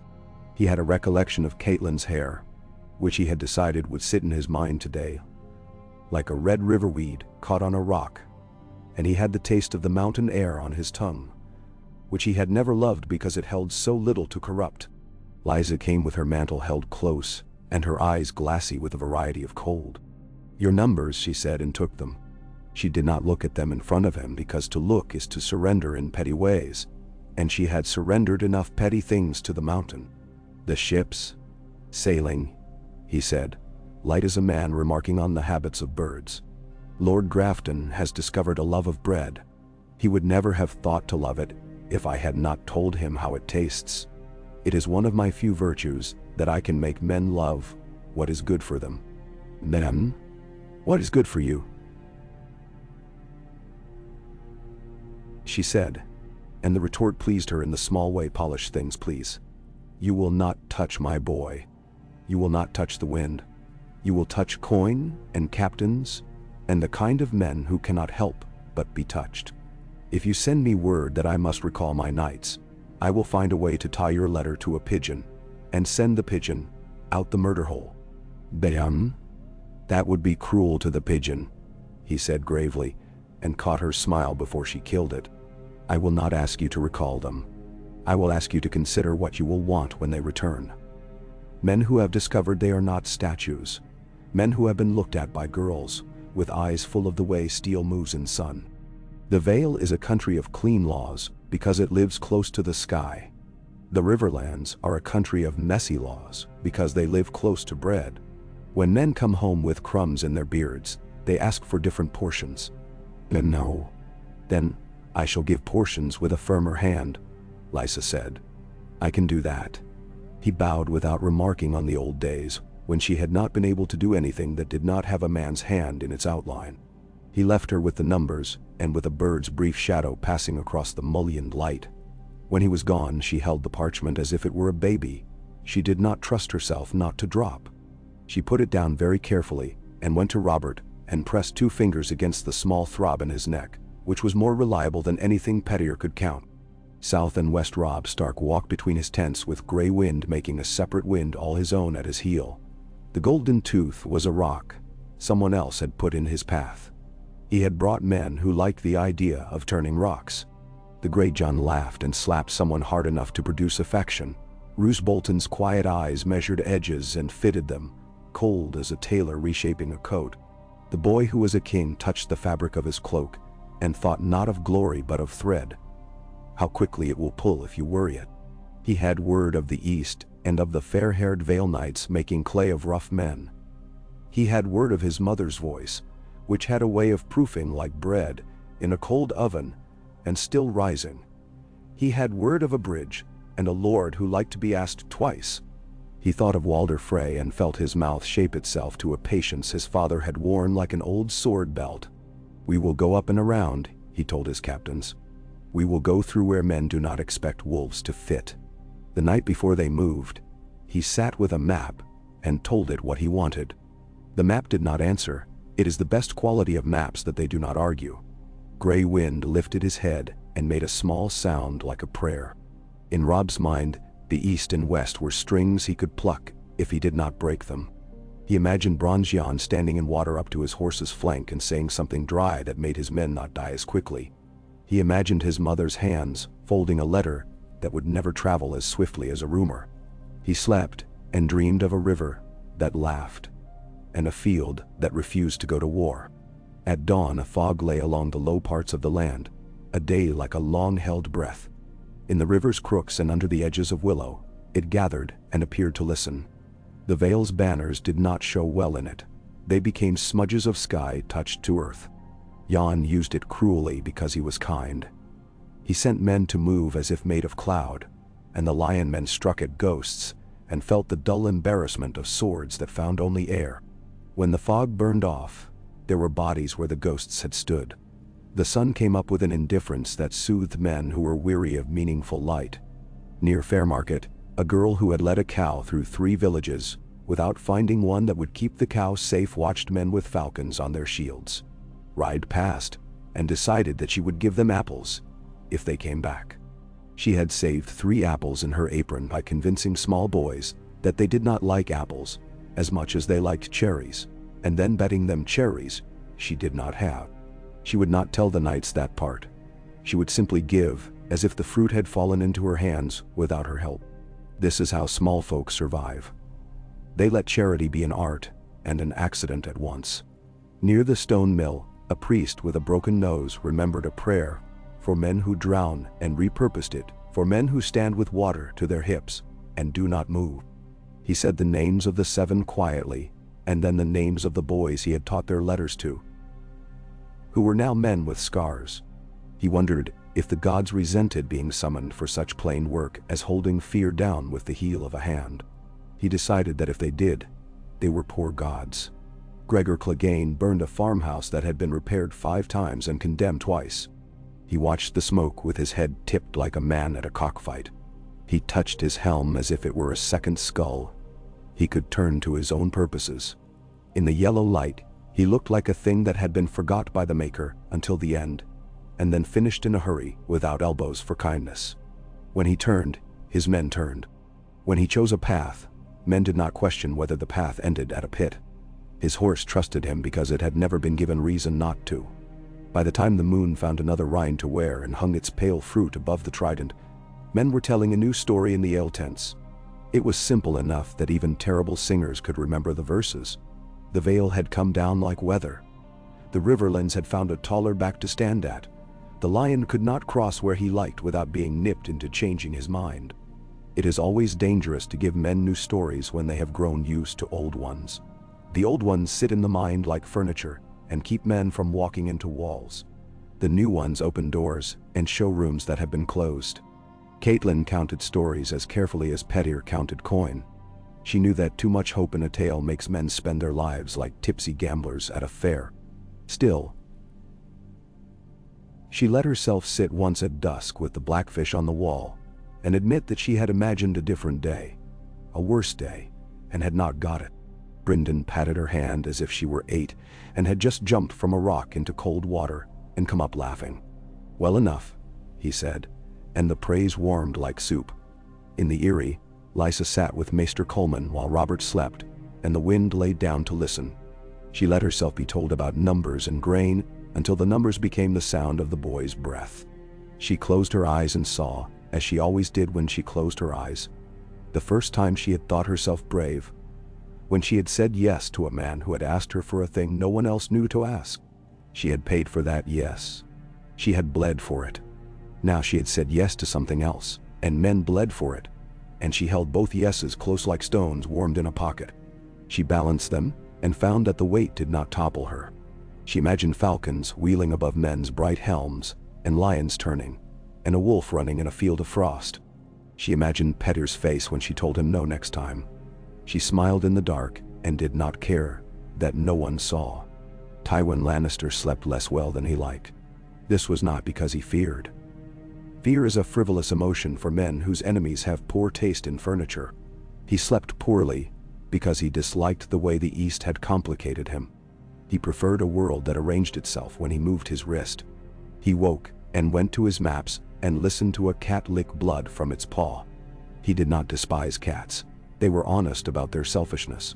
The war had acquired a new edge, and he knew better than to dull his knife against it. He sharpened. He sent for men. He tallied and untallied. He waited for mistakes. In the mists along the Red Fork, mistakes kept being made and kept being repaired by men who were learning the art of not breaking all at once. The Vale had come down from its mountain. It had not fallen. It had not forgotten how to be cold.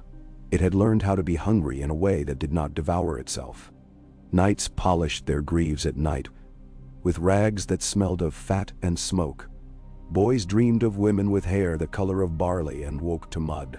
Lyn Corbray stroked his sword with a whetstone and told her that she was prettier when she had worked, and if anyone else had said such a thing to steel, the steel would have sulked. But from him it sounded like what it was, which was devotion. Bronzeon stood at the edge of water and understood why old men in his house had taught him to count the current by the way his horse breathed. Above them all, falcons made letters in the morning air that no man could read, but that all men turned their faces up to. The river wrote on itself, and erased, and wrote again. The lion crouched, and waited for the moment when the wolf would misstep, and the falcon would dive at a shadow, and knew that when that moment came, it would be sudden, and it would be his. The wolf ran and did not stumble, not yet. The falcon's eye saw further than fear.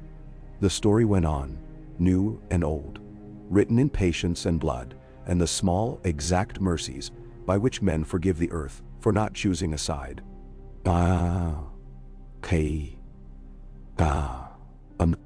Dawn slid under the world like a careful knife. It lifted the dew from nettles and laid it over the fields, as if to cool a fever. Men woke into their aches at the stone mill, and found that their bodies had memorized the plank's uneven give. Those who had slept on earth woke into the lesson of damp, which is to make patience into warmth by will alone. Bronze Jon Royce moved through the quiet before stirrup leather creaks and fire sound, and found himself counting with his hand as he did with his head. Touching the haft of a spear, the pommel of a sword, the thick twisted rope they had strung across a false shallows and sunk with stones so that any man charging blind would meet its shin first. The world made you small and clever or large and dead. He preferred the former and taught it without speeches. Ravens cut the sky in straight, practitioners' lines. A pair of boys from Waynwood's levee argued in murmurs about whether the birds spoke to one another in a language of wind. Jon stopped long enough to say, "They speak in the language of habit. Put your quivers under leather when the river fog rises. Habit will save your arrows." The boys grinned because being addressed by a man like Bronze Jon made the morning feel more convincingly real. It is one of a commander's tools, to let men borrow reality. Anya Waynwood came with her cloak thrown back to the shoulder so that the blue-green in the weave caught the coarse light, and with two of her sons behind her working very hard at being men. "Your rope will catch a fool," she said, nodding toward the shallows. "It will catch the brave who do not listen," Jon corrected mildly. "We are none of us proof against the sound of our own blood." "Then make it sing in time," Anya said, not smiling, and Jon liked her for that. She had a way of setting a jaw that had nothing of fashion in it, and everything of the hard school of winter. A horn blew somewhere up the river, a short, unpretending sound that meant, "Riders seen, dust in measure, not a cloud." Jon's hand fell without hurry. He moved toward the right, where a coppice of alder had learned to live with men, cutting its branches for wattles. The posts they had planted showed their saw marks frankly. The river made its commentary. "Here I am, green and brown, a god with mud on my lower lip.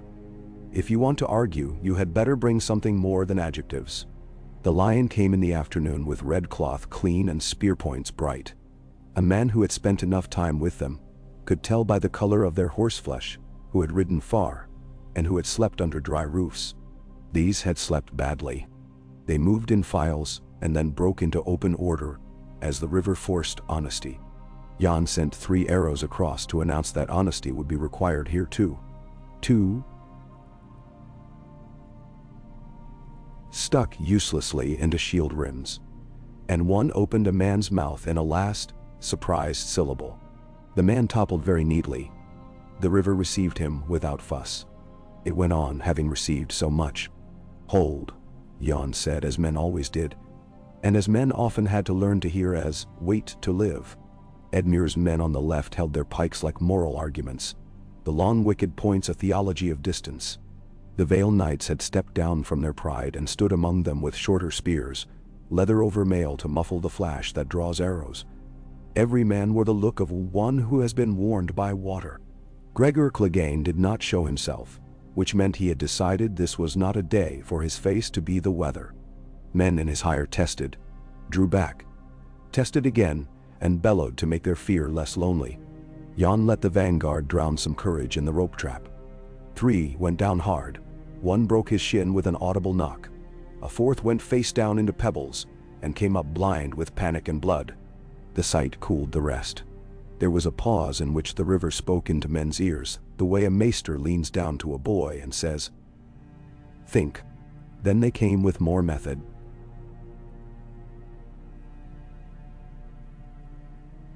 Sappers waiting careful with wicker in their hands to break the flow. men with poles prodding the bottom in ways that would have amused a fisherman and did not amuse them. Arrows answered arrows. Somewhere down the bank a man lost 2 fingers and laughed the laughter of shock, which is very near to tears in tone. His fellow shoved the tubers of his hand into his own armpit and told him to be silent if he meant to remain, and the man found silence because pride owed him that much. A horse died badly in place and thrashed until its eyes went ungovernable. The boy who owned it put a dagger into the meat above its foreleg with a hiccuping breath, and then shook so hard a stranger took the blade from him and wiped it clean. Not yet, Jan murmured when Lynn Corbray's horse stepped sideways with that feline little dance that betrays a rider's restlessness. Lynn's mouth had that beatific look it got when his sword was telling him jokes only he could hear. He lifted his chin grudgingly and stayed where he was, Lady Forlorn's black tongue tasting air. Afternoon reddened without needing the Lannister dye. The second push reached the gravel spit and took it. There was a rack of screaming there and men smashed together under a sky that had grown tired of all this and given the light to the river. Edmure's left line bent and held. A Waynwood standard went down and a boy named Jeremy, Gruff's Jeremy, whose mother made onion tarts outside Ironoax, snatched it up and planted it into a man's collarbone, because there was nothing else to plant it in. Jan saw the change in the cadence of noise that a long line makes when it decides it will not break today, and he lifted his hand half an inch. "Now," he said, and Lynn made a sound under his breath like a man tasting salt after too much honey and went. It is always a scandal when beautiful things kill. Lynn killed beautifully. He came on the right, not headlong but with that unsentimental gain of ground that moves men off their feet by insisting they are already falling. He put Lady Forlorn between a shield and a thought, and found the men behind them both, and after 2 men had gone away from themselves, the third stumbled and hit the rope hidden where the shallows promised kindness. His head went into the river. Lynn leaned and took him by the neck and lifted him as one lifts a dog from a horse trough, glanced once at the slack face, and then let him drop on the right side of the argument. It tipped. These things look sudden to men who survive them. They are almost never sudden to the man who has been counting. Jan had counted. He had given his men worms of bread when meat would have made them sleepy. He had made them sleep when fear wanted to talk all night. The red cloaks felt the bank move under them and realized that it was men moving, and that realization does something to the hindbrain of any animal. They went backward with loud carefulness that became loud haste. Archer lines clattered into themselves. A drummer found his hand fumbling and lost the beat. A clever boy snatched the sticks and made the sound of retreat with such authority that men obeyed it without knowing why. The river let them go, having had its share. 2 Vale men chased 3 paces into the current, and then stopped because they felt hands on their belts that had nothing to do with friendship, and everything to do with the drag of water. At dusk you could smell iron and onion over the camp. Edmure came with the blackfish like a man carrying his own scolding, and smiled before the scolding could begin. "I did not ride," he said. "Tell me I did well, uncle, before you take it apart and put it back together better." Brynden looked at him a long moment, and then clapped his shoulders so hard it made the boy wince. "You did well," he said, "since I know you like to hear it. Now we will make the posts there and there and there, and we will move the rope to a place their scouts think they have already mapped." He cut his hand through the air 3 times to show the places. To Jan he said, "You spend Corbray like a miser spends coins, only when it is worth a song." "I prefer songs that do not replace men in the counting," Jan said, "though it is pleasant to hear that my stinginess passes for art." He met Edmure's look. "Your left held. If it had not, we should be discussing funerals. Tell your men that the river respects them today." Edmure nodded too many times, being young enough to think a nod is a ledger entry. "The gods will honor." He moved away with his mind already running ahead to letters he could write to men whose names had been mud in his mouth a fortnight ago. Lynn came to the fire later with blood dry on his cheek like rouge applied in the dark by a jealous lover. He had given Lady Forlorn to a boy to clean and sat with his legs open, drinking slowly, humming something shocking under his breath, and then raising the pitch so that no one would pretend they had not heard. "She loves me today," he said to no one. "Tomorrow she will pretend she has other suitors. Be warned, Valyrian steel has a taste for variety." Then Vale. Anya Waynwood, passing, did not alter her stride. It's not the steel that's inconstant, Lyn, she said. It's the hand. He grinned up at her like a cat on a sill in winter sun. My lady, he said, pray for my constancy. If I am to be saved, it will be by a Waynwood prayer. You will not be saved, she said plainly, but you will be used. Not far from their laughter, men who had no interest in steel, except as a thing to lean on, shared a heel of bread and argued about whether the god of the river wore weeds or fish bones. A hunter's hound stole a strip of fat and was cursed in 2 dialects at once. Jan went among them saying, "You did this. Tomorrow you will do something else if I ask it, because you can." Messages went and came like thoughts that forgot what door they had meant to use. A courier from the west rode in with the particular quiet of men who have come bearing news and have not decided whether it is a coin or a knife. Robb Stark had slipped over the mountains and down into the green valleys of the crag in Oxcross, and made the Lannister hurt bleed in a place that had thought itself safe until winter. Oxcross was a word with teeth in it now. Oxen had grown there, not merely because they had been worked. Robb had turned their bellies into trophies, and left Lannister men counting candles where no candles were left. Jan read the report in the low light of a brazier, while the Blackfish watched his face for any betrayal. He made none. So, he said, the boy can count, and fast. He will draw Tywin's mind in two. He folded the parchment in a way that allowed the crease to lie in the old fold, instead of making a new one. Men who have commanded long learn to make old folds serve. If Tywin is as I think he is, he will not go west with his whole hand. He will not be drawn. He will seek to fix us here, and send others to steal what Robb has made in the night. He will look for cleverness that costs him little. We must make cleverness expensive. May. Brendan's mouth did that thing where it wanted to be a smile, and remained a habit. Ed Muir will stand taller at the news. I will lean on him so he does not fall over. Lean, Jan said. Do not crush him. Riverrun answered the news by adding a verse to the work song of hauling stones. Edmure stood on the battlements and read the letter to himself twice, then read it once aloud to 3 captains and a boy who would have been insulted to be called a squire. He did not shout. He did not weep. He went down and sat with Catelyn, and for a rare measure of minutes, they were again a brother and sister in a warm room not overrun by maps or hunger. He is good at this, he said, half proud, half disbelieving, the old ache of birth order making him sound like the boy who had watched the foster brothers fight and win, while he learned to add, "Did you know he would be?"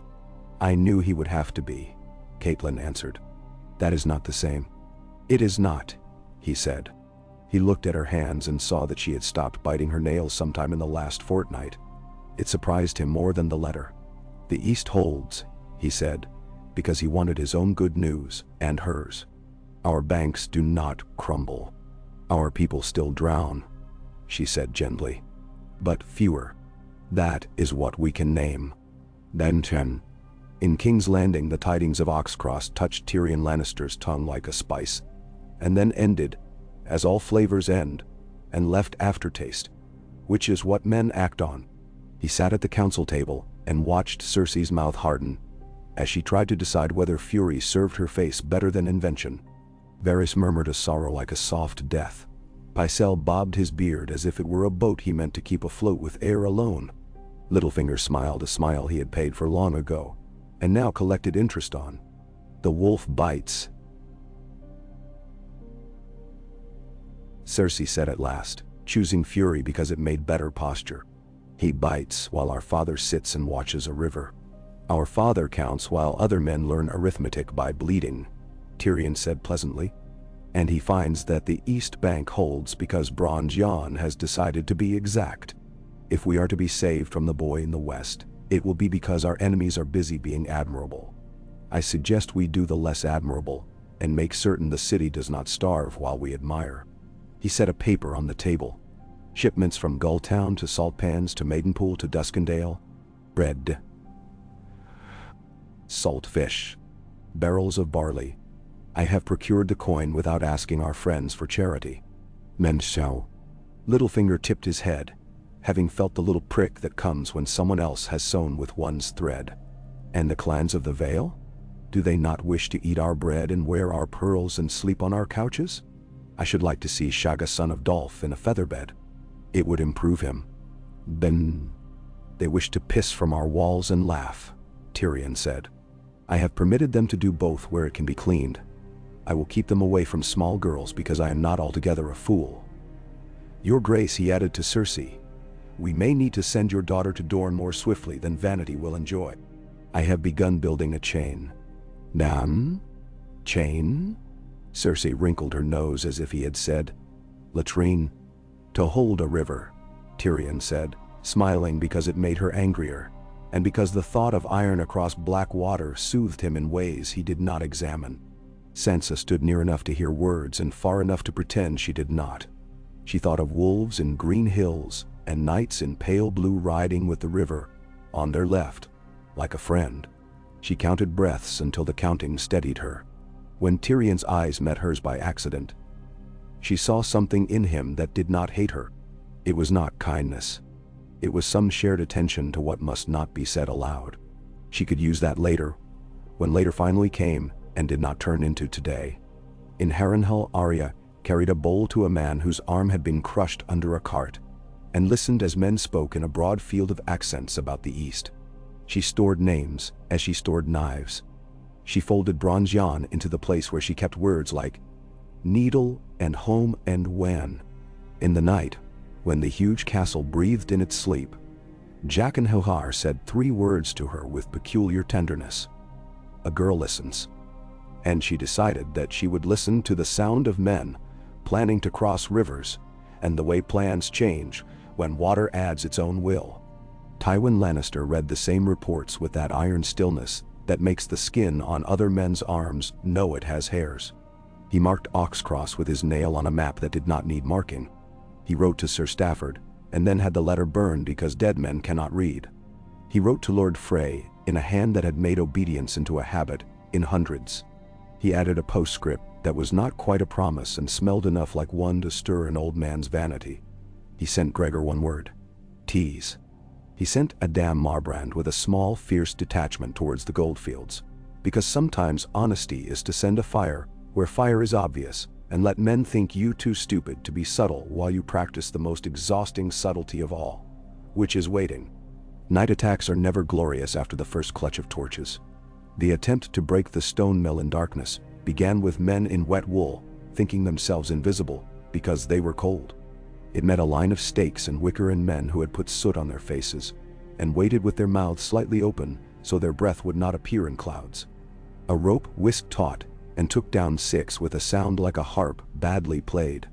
A boy of Grafton's, sent up from salt pans in leather too new, stifled a cry when a blade went past his ear and then sat down abruptly because his body had decided it had been hit even if he had not. The Blackfish swore once in a way that made men feel the difference between fear and anger.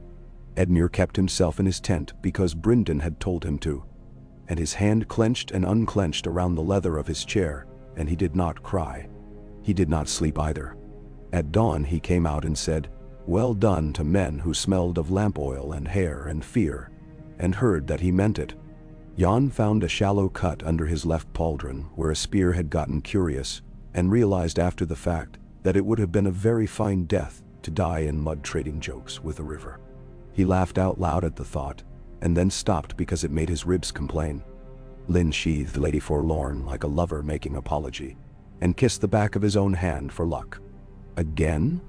he asked the heir. The heir did not answer because it had other duties. At Salt Pans, Horton Redford's convoy met a little mob of men who had convinced themselves they were soldiers because they had cock feathers, and a man among them with a horse. The horse was more soldier than any of them. Horton set a spear hedge and let the fellow crack against it like a wave on rock. Afterward he carefully paid 3 old women for their broken fence and gave one of them a hammer because hers had been stolen some week previous. She wept. Not for the fence, she kept saying, embarrassed by her tears. For the hammer. Tools matter. Horton said, grave as a septon. Hold it close. He wrote to Jon later, with an account of nails spent and men saved, and asked for more rope. Logistics is what men call love, when it has to move in daylight. Up in the Eyrie, The wind fell still for a day, as if in consideration. Lysa sat with Maester Coleman while Robert built a small city from painted blocks, and then knocked it down gently with the heel of his hand, exactly as Coleman had shown him, so that the blocks would not go skittering under furniture and upset his breath.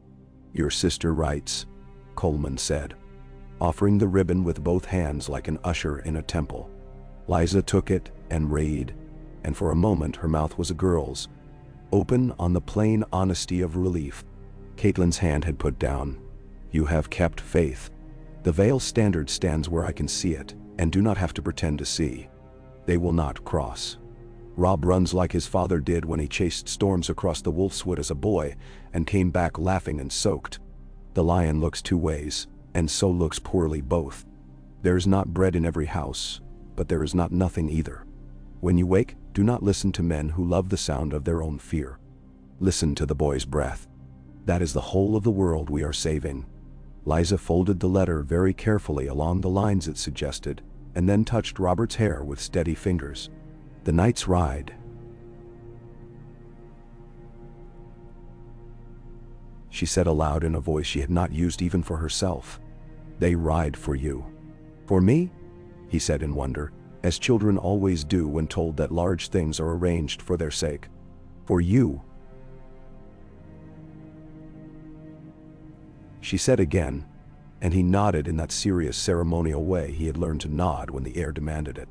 Petyr Baelish read the new weights in the air as other men read ledgers. He stood at a high slit and looked out at sky with his head tilted, as if tasting. "If the east keeps Tywin pinned," he said to no one, to the wind that did not mind being addressed, "then the west grows clever teeth in the dark.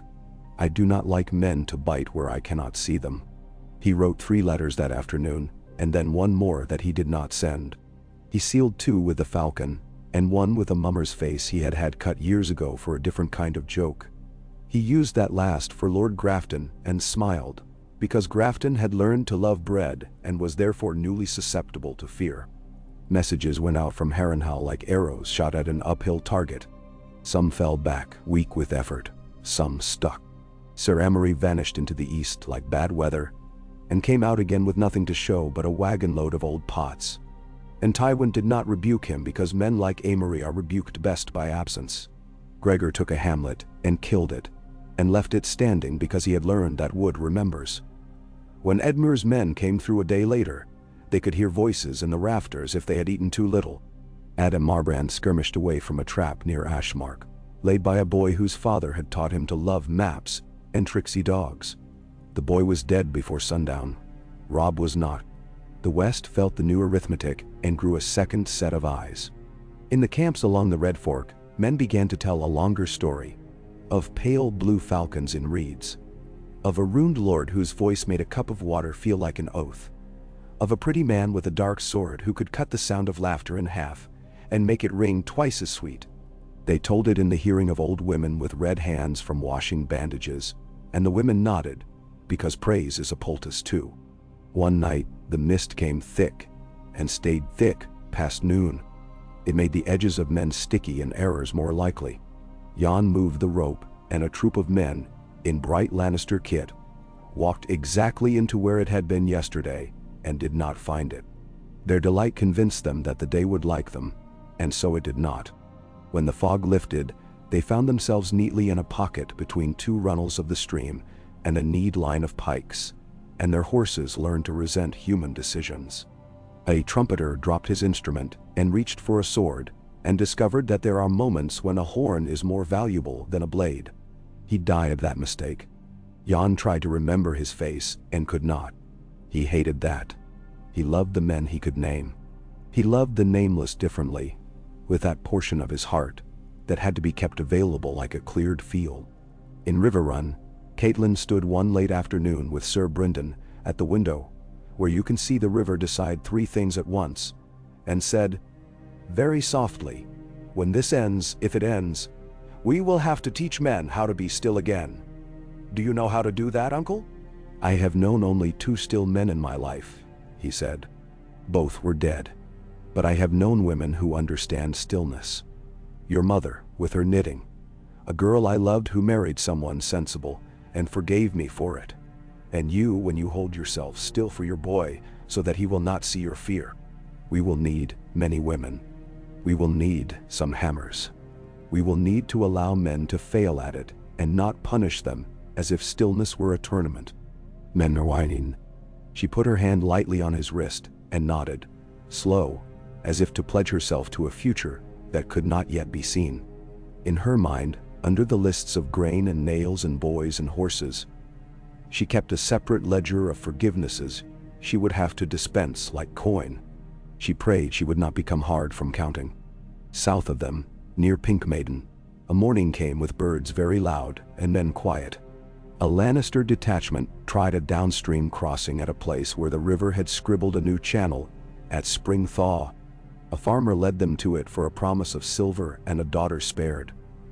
Afterward he hid under his floor and did not know that his daughter had run away to give herself to a miller's boy for free, because she considered her father's bargain an insult.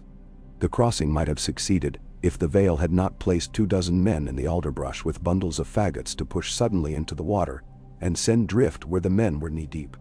It is a cruel, clumsy art, but war has a shelf of such arts in the back of its pantry. The drift did the rest.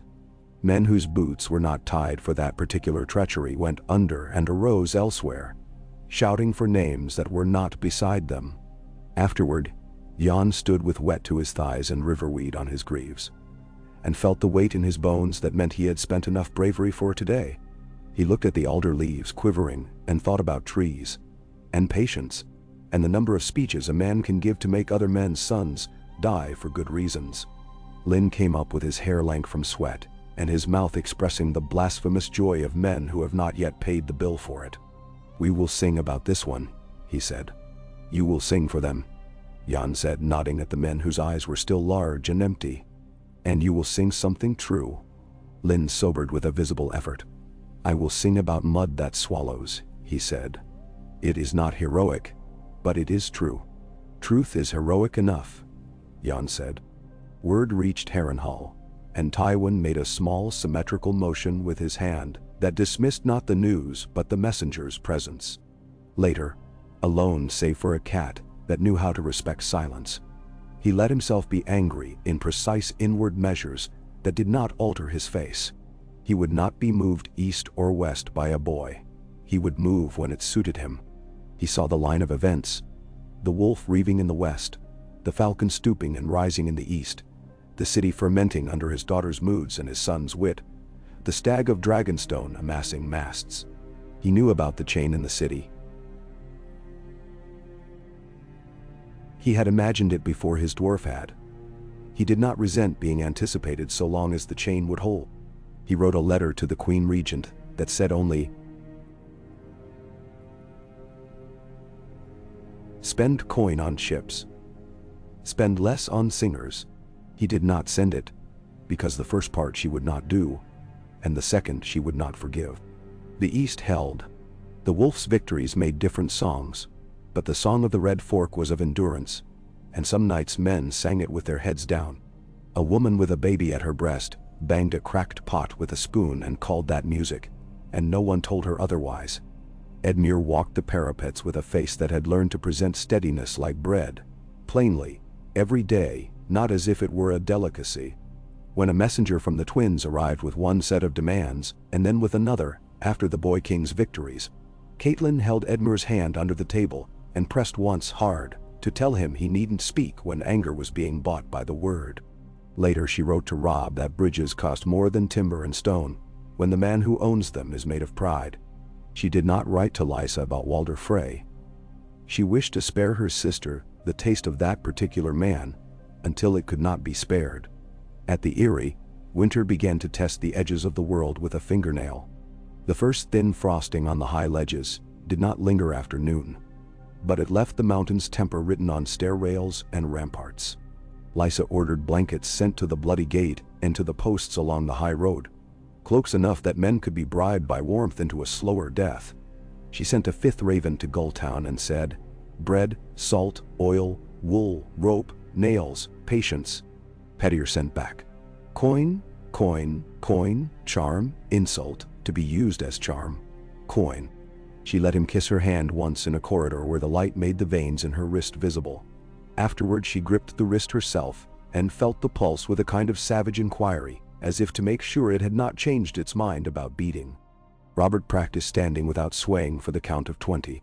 He reached 17 and shook and said, "Again," and reached 18, and Lysa kissed the crown of his head and said nothing because praise at 17 would cheapen 18. Maester Coleman stood with tears in his eyes and pretended to fuss with a candlestick.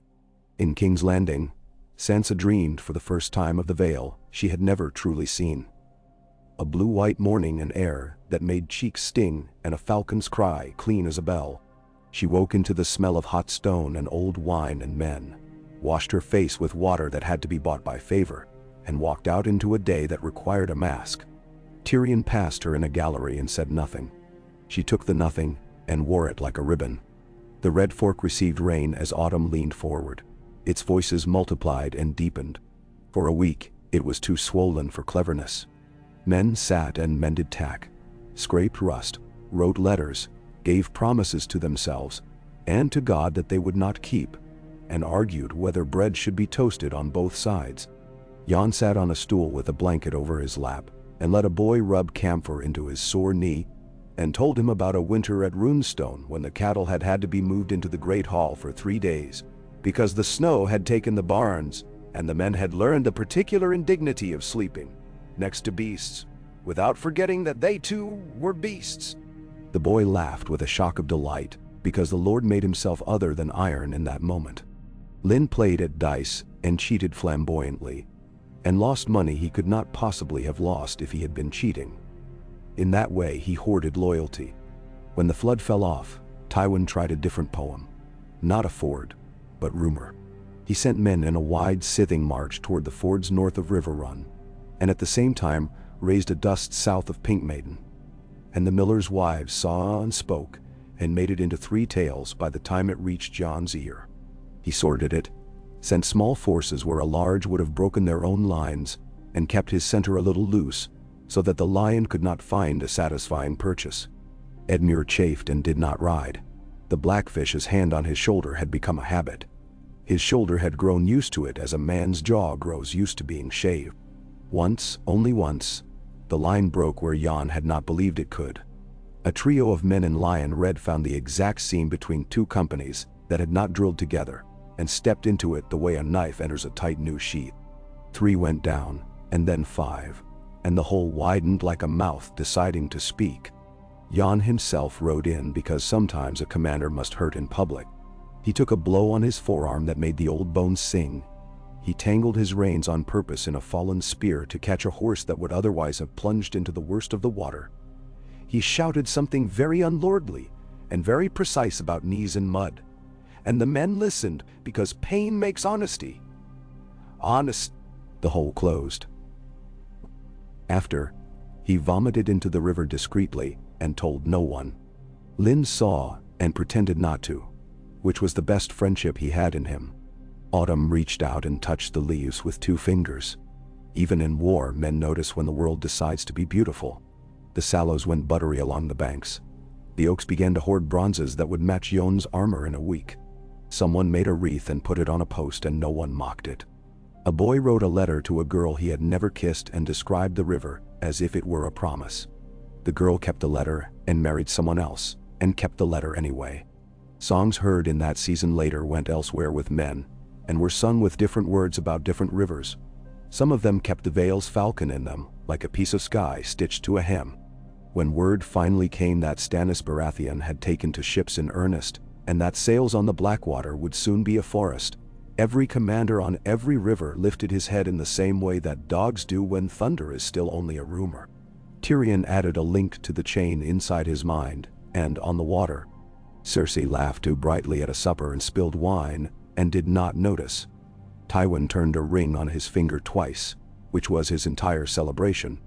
Jon Royce, standing with the river whispering at his knee, did a new tally. If the lion turned toward the city in force, this tight chess at the Red Fork would loosen into a chase. He would prefer to be hunter. He was content to be rock.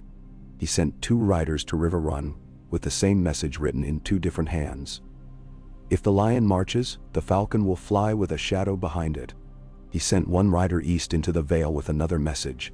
Keep the passes sharp. The mountain clans love chaos, and chaos loves them back. Bribe Shaga with iron nails if you must. They please him for reasons no one has bothered to ask. He sent one rider north with a letter for a boy king that said only, "You will have a gap to run if you make one." Lysa, reading of sails at Dragonstone and chains in King's Landing in a letter from Petter that pretended to be about grain, put her hand over Robert's ear as if the noise could harm him through paper. "We will not go to the city," she said into his hair. "We will not go down from our mountain to watch men drown on purpose. We will hold our passes. We will hold our breath. We will send those who must go, and we will stay." She said it to convince him. She said it to convince herself.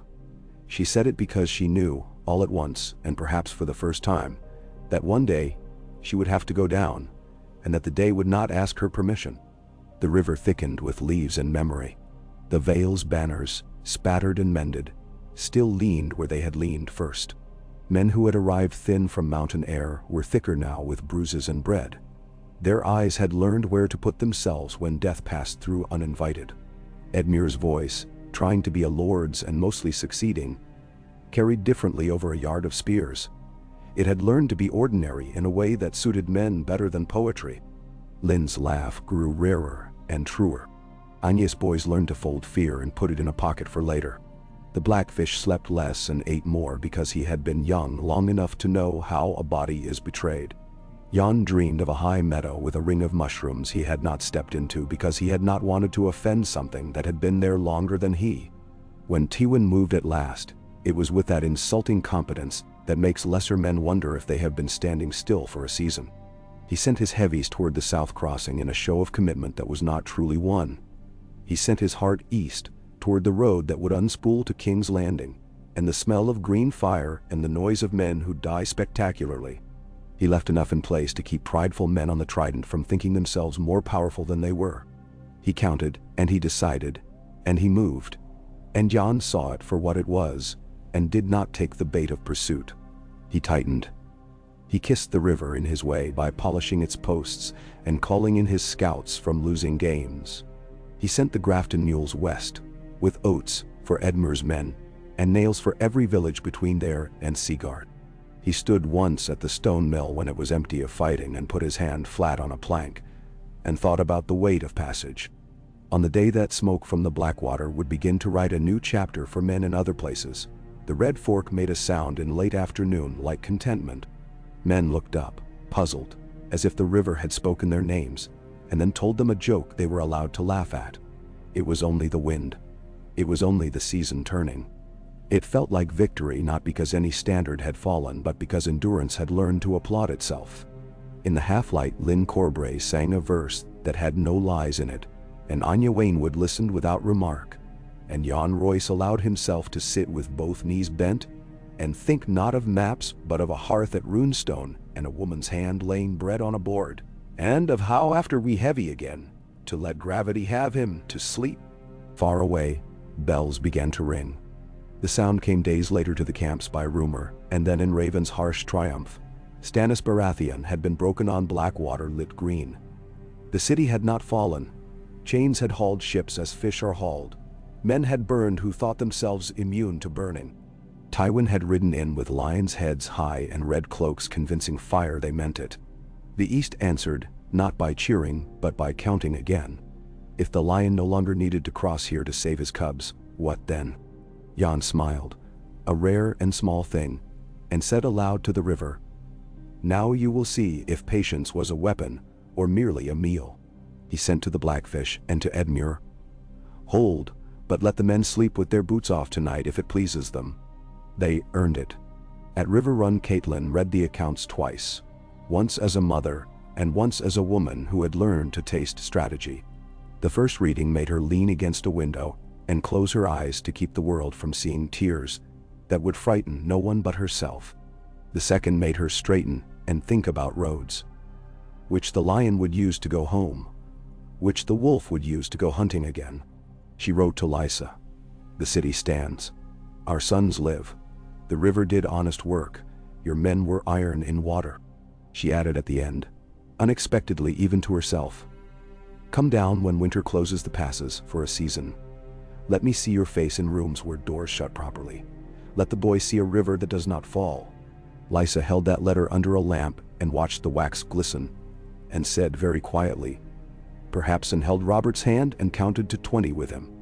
And this time he did not sway, and she kissed him at 19 and pretended it was 20 so that he would learn that love sometimes cheats in the right direction. On the banks of the Red Fork, under willows that had taught men truths, the Vale's tents stood like a line of careful chalk. The men inside them slept and dreamed. Their horses blew and stamped and reached into bags for oats they had learned to expect. The river went on, unmatched and tireless. The falcons of the Vale turned above it in high, tireless arcs, writing letters in the air no man could quite read, but that every man lifted his face to watch, as one watches prayer work when prayer for once agrees to be a visible thing.